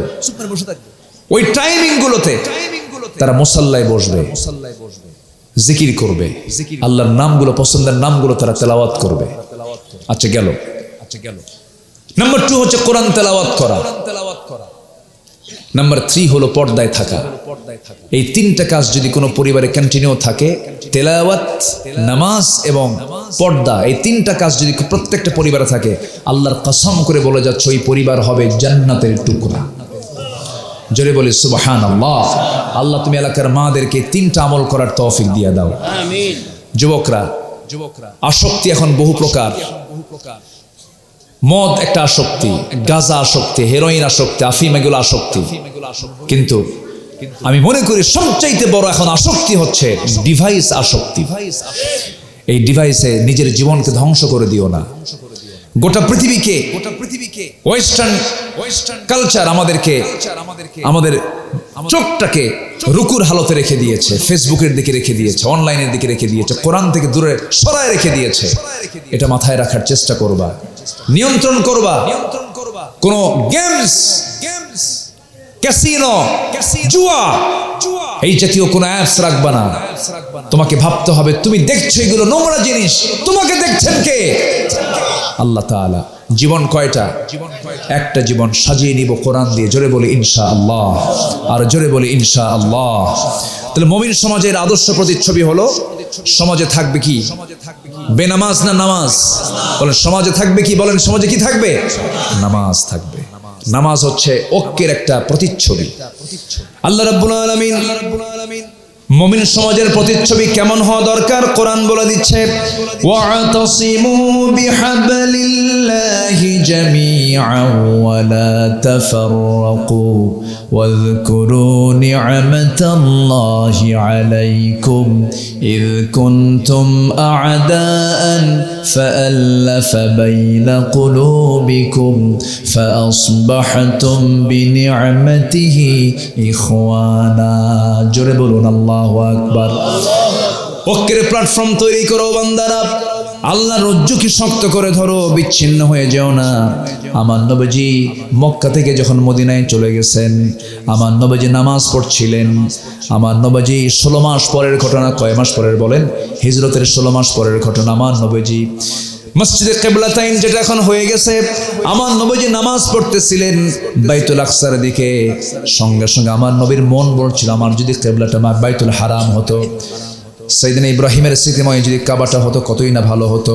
সঙ্গে সঙ্গে আল্লাহ রাব্বুল আলামিন নামাজের মধ্যে দোয়াটা কবুল করে নিয়ে বলছেন, ক্বাদ নারা তাকাল্লুবা ওয়াজহিকা ফিস সামা ফালানুওয়াল্লিয়ান্নাকা কিবলাতান তারদাহা ফাওয়াল্লি ওয়াজহাকা শাতরাল মাসজিদিল হারাম। জোরে বলুন আল্লাহু আকবার। নবী আপনি চেহারাটা ঘোরায় নেন হারামের দিকে, কাবার দিকে আপনি কিবলাটা ঘোরায় নেন। মনের চাও আমি বুঝতে পেরেছি, কোন সাহাবী কি এই জায়গায় কোনো নেগেটিভ হয়েছেন নাকি বলেন? কেউ কি ফিতনা করেছেন নাকি বলেন? রাসূল যা করেছেন সঙ্গে সঙ্গে সাহাবীরা স্বতঃস্ফূর্ত অনুসরণ করে সেই দিকে কিবলা ঘোরায় নিয়েছেন। জোরে বলুন সুবহানাল্লাহ। ঐক্য থাকতে হবে। নাম্বার 2 হলো আমাদের মধ্যে ভ্রাতৃত্বের বন্ধন থাকতে হবে। ইন্নামাল মুমিনুনা ইখওয়া ফাসলিহু বাইনা আখাইকুম ওয়াত্তাকুল্লাহ। এরপর আল্লাহ রাব্বুল আলামিন বলছেন, বান্দা আদর্শ সমাজের প্রতিচ্ছবি হলো অন্যের প্রতি সহানুভূতি থাকতে হবে, আত্মত্যাগ থাকতে হবে। ওয়ায়ুসিরুনা আলা আনফুসিহিম ওয়ালাউ কানা বিহিম খাসাসাহ। নাম্বার 4 হলো গীবত, পরনিন্দা, তুচ্ছ তাচ্ছিল্য থেকে বিরত থাকতে হবে। ইজতানিবু কাসীরাম মিনায-যন্নি ইন্না বা'দায-যন্নি ইসমুন ওয়া লা তাজাসসু ওয়া লা ইয়াগতাব বা'দুকুম বা'দা। নাম্বার 5 হলো আদর্শ সমাজের, মুমিন সমাজের প্রতিচ্ছবির 5 নম্বর চিত্র হবে অন্যায় বিরোধ মীমাংসায় ভূমিকা রাখা। কোনো অন্যায় থাকা যাবে না, অন্যায়কে সমাধান করতে হবে। ফাসলিহু বাইনা আখাওয়াইকুম। আমার নবীজি হুনাইন যুদ্ধের শেষে কিছু গনিমতের মাল বন্টন করছিলেন। দেখা গেল গনিমতের মালগুলো কুরাইশদের কাছে বেশি গেছে। এবার আনসার সাহাবীরা বলতেছে, রাসূল নিজের দেশের লোকের দিকে বেশি দিয়ে দিলেন। কি কথা বুঝতেছেন কি আপনারা? নিজের দেশের লোকের কাছেই বেশি দিয়ে দিলেন। আমার নবীর কাছে এমন কথা যখন চলে গেল, আমার নবী খেপলেন না, রাগলেন না। আমার নবীজি সেই সময় বললেন, আওয়াজাতুম ইয়া মা'শারাল আনসার ফি আনফুসিকুম ফি লা'আতিন মিনাদ দুনিয়া তাআল্লাফতু বিহা কওমান লিয়ুসলিমু وَأَكَلْتُكُمْ إِلَى إِسْلَامِكُمْ أَلَا تَرْضَوْنَ يَا مَعْشَرَ الْأَنصَارِ أَنْ يَذْهَبَ النَّاسُ بِالشَّاةِ وَالْبَعِيرِ وَتَرْجِعُوا بِرَسُولِ اللَّهِ إِلَى رِحَالِكُمْ। আল্লাহু আকবার। রাসূল বলছেন, সাহাবীরা, ও আমার আনসার সাহাবীরা, তারা কেউ ছাগল নিয়ে যাচ্ছে, ভেড়া নিয়ে যাচ্ছে, দুম্বা নিয়ে যাচ্ছে, আর ও মদিনার আনসাররা তোমরা রাসূলকে নিয়ে তোমাদের ঘরের মধ্যে নিয়ে যাচ্ছ, তোমরা কি খুশি হও নাই? জোরে বলুন সুবহানাল্লাহ। মিটায়া দিলেন, সংশোধন করে দিলেন। ফাসলিহু বাইনা আখাওয়াইকুম, আমার ইসলাহ করব। আল্লাহ কবুল করুন। জোরে বলি আল্লাহুম্মা আমিন। আমার বন্ধুগণ, নাম্বার 6 হলো মুমিনদের মাঝে ন্যায় এবং সত্যের দাওয়াত আমরা দেব। ওয়াতাওয়াসাউ বিল হাক্কি ওয়াতাওয়াসাউ বিস সাবর। নাম্বার 7 হলো তাকওয়ার পারস্পরিক সহযোগিতা। তাআওয়ানু আলাল বিররি ওয়াত তাকওয়া ওয়া লা তাআওয়ানু আলাল ইসমি ওয়াল উদওয়ান। নাম্বার 8 হলো অহংকার বর্জন করব, অপরকে তুচ্ছ জ্ঞান করব না, সবাইকে দাম দেব। ওয়ালা তালমিজু আনফুসাকুম ওয়ালা তানাবাজু বিল আলকাব। জোরে বলুন আল্লাহু আকবার। অপরকে অপমান করো না, মন্দ কোনো উপাধি দিও না। যে লোকটা কালো কালো বলো না, খাটো খাটো বলো না, চোখ নাই কানা বলো না। যার যে প্রকৃত নাম সেই নাম ধরে ডাকো। মানুষকে সম্মান করো, মানুষকে সম্মান করবে, সম্মান বাড়ায় দিবেন তিনি আমার কে। আমার বন্ধুগণ, অনেক লম্বা লম্বা কথা ছিল, সময় কম, শেষ করে ফেলবো। নাম্বার 9 হলো ন্যায় যোগ্যতার ভিত্তিতে নেতৃত্ব নির্বাচন হবে। ইয়া আইয়ুহাল্লাযীনা আমানু আতিউল্লাহ ওয়া আতিউর রাসূল ওয়া উলিল আমরি মিনকুম ফাইন তানাযা'তুম ফি শাইইন ফারুদ্দুহু ইলাল্লাহি ওয়ার রাসূল। জোরে বলুন আল্লাহু আকবার। আনুগত্য 1 নম্বর হবে কার? নাম্বার 2 হচ্ছে মুহাম্মদ সাল্লাল্লাহু আলাইহি ওয়াসাল্লাম। নাম্বার 3 হলো তোমাদের মধ্যে যারা আমির, তোমাদের মধ্যে যারা নেতা, বিড়ি খাওয়া নেতা নাকি, গাঁজা খাওয়া নেতা নাকি, বেনামাজি নেতা নাকি, চরিত্রহীন নেতা নাকি, সেই নেতা, যে নেতার দিকে তাকালে আমার নবীর সঙ্গে মিল পড়ে যাবে সেই নেতা। ঠিক কিনা? আদর্শের মিল পড়বে, চরিত্রের মিল পড়বে, সততার মিল পড়বে, আচরণের মিল পড়বে, নামাজের মিল পড়ে যাবে। কিন্তু তুমি নেতৃত্ব মানতে গিয়ে যদি এরকম নেতা না পাও, ঘুরে যাবে ফারুদ্দুহু ইলাল্লাহি ওয়ার রাসূল, রাসূলের দিকে তোমরা ফিরে যাবে। বাতিল নেতার নেতৃত্ব মানলে ইয়াউমা নাদউ কুল্লা উনাসিন বিইমামিহিম, প্রত্যেক ব্যক্তিকে কিয়ামতের দিন নেতা সহ ডাকা হবে, সেদিন বিপদ হয়ে যাবে। অতএব নেতা মানবো আমরা নামাজি না বেনামাজি? নামাজি না বেনামাজি? নামাজি। নাম্বার 10 হলো মুমিন সমাজের মূল স্তম্ভ হলো দুর্নীতি মুক্ত ইনসাফ ভিত্তিক আদর্শ নেতৃত্ব গড়ে তোলা। কুনু কাওয়ামিনা লিল্লাহি শুহাদা বিল কিসত ولا يجرمنكم شنآن قوم على ألا تعدلوا اعدلوا هو أقرب للتقوى واتقوا الله إن الله خبير بما تعملون। জোরে বলুন আল্লাহু আকবার। আরো জোরে আল্লাহু আকবার। আমার বন্ধুগণ, ইতিদাল ঠিক রাখতে হবে, ইনসাফ ভিত্তিক রাষ্ট্র ব্যবস্থা গড়ে তুলতে হবে, আদর্শ নেতৃত্ব, আদর্শ ইনসাফ ভিত্তিক আদর্শ নেতৃত্ব গড়ে তুলতে হবে। মুমিন সমাজ কেমন হবে, এমন সমাজ সুন্দর করে গড়ার জন্য সবাইকে আল্লাহ পাক সেই তৌফিক দান করুন। এমন নাগরিক হওয়ার তৌফিক দান করুন, এমন নিবেদিত বান্দা হওয়ার তৌফিক দান করুন। জোরে বলি আমিন। আরো জোরে আমিন, আরো জোরে আমিন। আমি আর কথা বাড়াচ্ছি না, জাস্ট আমরা 12টার মধ্যে আজকে ক্লোজ করে ফেলবো। আমরা দোয়ার দিকে যাব, যতটুকু হয়েছে আমরা বলে ফেলি আলহামদুলিল্লাহ। জোরে বলি আলহামদুলিল্লাহ। যে যেখানে আছেন বসে পড়ি। আমার মনোযোগ দিয়ে আমরা চাইবো কার কাছে? আল্লাহর কাছে। আল্লাহর কাছে আমরা চাবো। সবাই বলে সুবহানাকা আল্লাহুম্মা ওয়া বিহামদিকা আশহাদু আল্লা ইলাহা ইল্লা আনতা আস্তাগফিরুকা ওয়া আতুবু ইলাইকা। আমি ব্যক্তিগতভাবে একটু দোয়া চাচ্ছি আমার পরিবারের জন্য, একটু অসুস্থ আছে এবং ফ্যামিলি, একটু দোয়া করবেন সবাই। আল্লাহ যেন গোটা পরিবারকে আল্লাহ তাআলা সেহাতে কুল্লিয়া দান করেন, সন্তানগুলোকে যেন চক্ষু শীতলকারী সন্তান বানায় দেন। আমাদের প্রত্যেকের সন্তানগুলোকে সামাজিক যে ভাইরাসগুলো আছে সেই ভাইরাস থেকে আমাদের সন্তানগুলোকে হেফাজত করেন, ঈমানি চেতনা লালন করার তৌফিক দান করেন। পরিবারটা যেন জান্নাতের টুকরা বানায় দেন সব পরিবারকে, আল্লাহুম্মা আমিন। পরিবারে বরকত দিয়ে দেন, ব্যবসায় বরকত দিয়ে দেন, সব জায়গায় আল্লাহ পাক বরকত দিয়ে ভরপুর করে দেন। হারামকে বর্জন করার তৌফিক দেন, হিংসা থেকে বাঁচান, অবৈধ কামনা থেকে বাঁচান। আল্লাহ পাক সবাইকে দ্বীনের উপর অটল থাকার তৌফিক দান করেন। আসুন আমরা চাইবো, আমরা আল্লাহর কাছে ফরিয়াদ করব মহান রবের দরবারে। আজকের দোয়ার দায়িত্ব আমি নুরুজ্জামান মহোদয়কে দিচ্ছি। আপনি দেন, আপনি দোয়া। তাই মোকাররম ভাই, জি আপনি, আচ্ছা আপনার তো আজকে সভাপতি না? আলহামদুলিল্লাহ, জি আলহামদুলিল্লাহ। জি আমরা সবাই, এই তো মাশাআল্লাহ, দেখেন মাশাআল্লাহ, দানের দিক থেকে আজকে পুরুষের চাইতে মেয়েরা ডাবল দিয়েছে, বলি আলহামদুলিল্লাহ। জি, মৃত লাশ কবর দিতে দেরি হলে কি ঘরের ভিতর বা বারান্দায় রাখা যায় কিনা? হ্যাঁ, যদি সেরকম হয় রাখতে পারবে, কোনো সমস্যা নেই, ভিতর বাহির কোনো বিষয় না। তবে 3টা কাজ দ্রুত করতে হয়। মরে গেলে দাফন করা, বয়স হয়ে গেলে মেয়েকে কি বিয়ে দেওয়া, আজান দেওয়া মাত্রই নামাজের সময় হলেই কিসে দাঁড়ানো? নামাজে দাঁড়ানো। এই তিনটা কাজ খুব দ্রুত করতে হয়। আল্লাহ পাক আমাদেরকে যে আসসালাতু আলা ওয়াক্তিহা, নামাজ সময় মতো, দাফন কাফন সময় মতো। কারণ মানুষ মরে গেলেই তার লাশটা ধীরে ধীরে ফুলতে থাকে। এরপর আমাদের দায়িত্ব হচ্ছে দ্রুত তাকে দাফন করে ফেলানো। হ্যাঁ, বেকায়দা থাকতে পারে, সমস্যা হতে পারে, আত্মীয় স্বজন আসতে দেরি হলে তাকে যদি ফ্রিজিং করে রাখা যায়, ঘরে রাখতে, যেখানে রাখেন। এমনকি অনেক লাশ তো এরকম 7-8 দিন পর্যন্ত ডিপ ফ্রিজে রাখা হয়। ডিপ ফ্রিজে রেখে দেখা যায় বিদেশে এটা জটিলতা থাকে, ফ্লাইটে কফিনে পাঠায় দেয়। তবে যেখানেই যাদের মৃত্যু হয় সেখানে তাদের দাফন করাটা উত্তম, আমি মাঝে মাঝে আল্লাহর কাছে দোয়া করি, আল্লাহ মদিনায় তুমি জন্ম দিয়েছ হচ্ছে বাংলাদেশে, আল্লাহ তুমি আমার মৃত্যুটা তুমি যেখান থেকেই হোক না কেন আমাকে তুমি মদিনায় নিয়ে গিয়ে সেখানে আমার মৃত্যুটা দিয়ে দিবা। আমি আল্লাহর কাছে এই প্রার্থনা প্রায়ই করি। আমাকে যদি কেউ প্রশ্ন করে তোমার পৃথিবীর সবচেয়ে শ্রেষ্ঠ শহর কোনটা, নগর কোনটা, আমি বলি আমার মদিনা আমার সবচেয়ে প্রিয় একটা জায়গা। এই বছর আল্লাহ তাআলা আমাকে নিয়েছিলেন, গিয়েছিলাম। আমার জীবনে আমি অনেকবার সফর করেছি।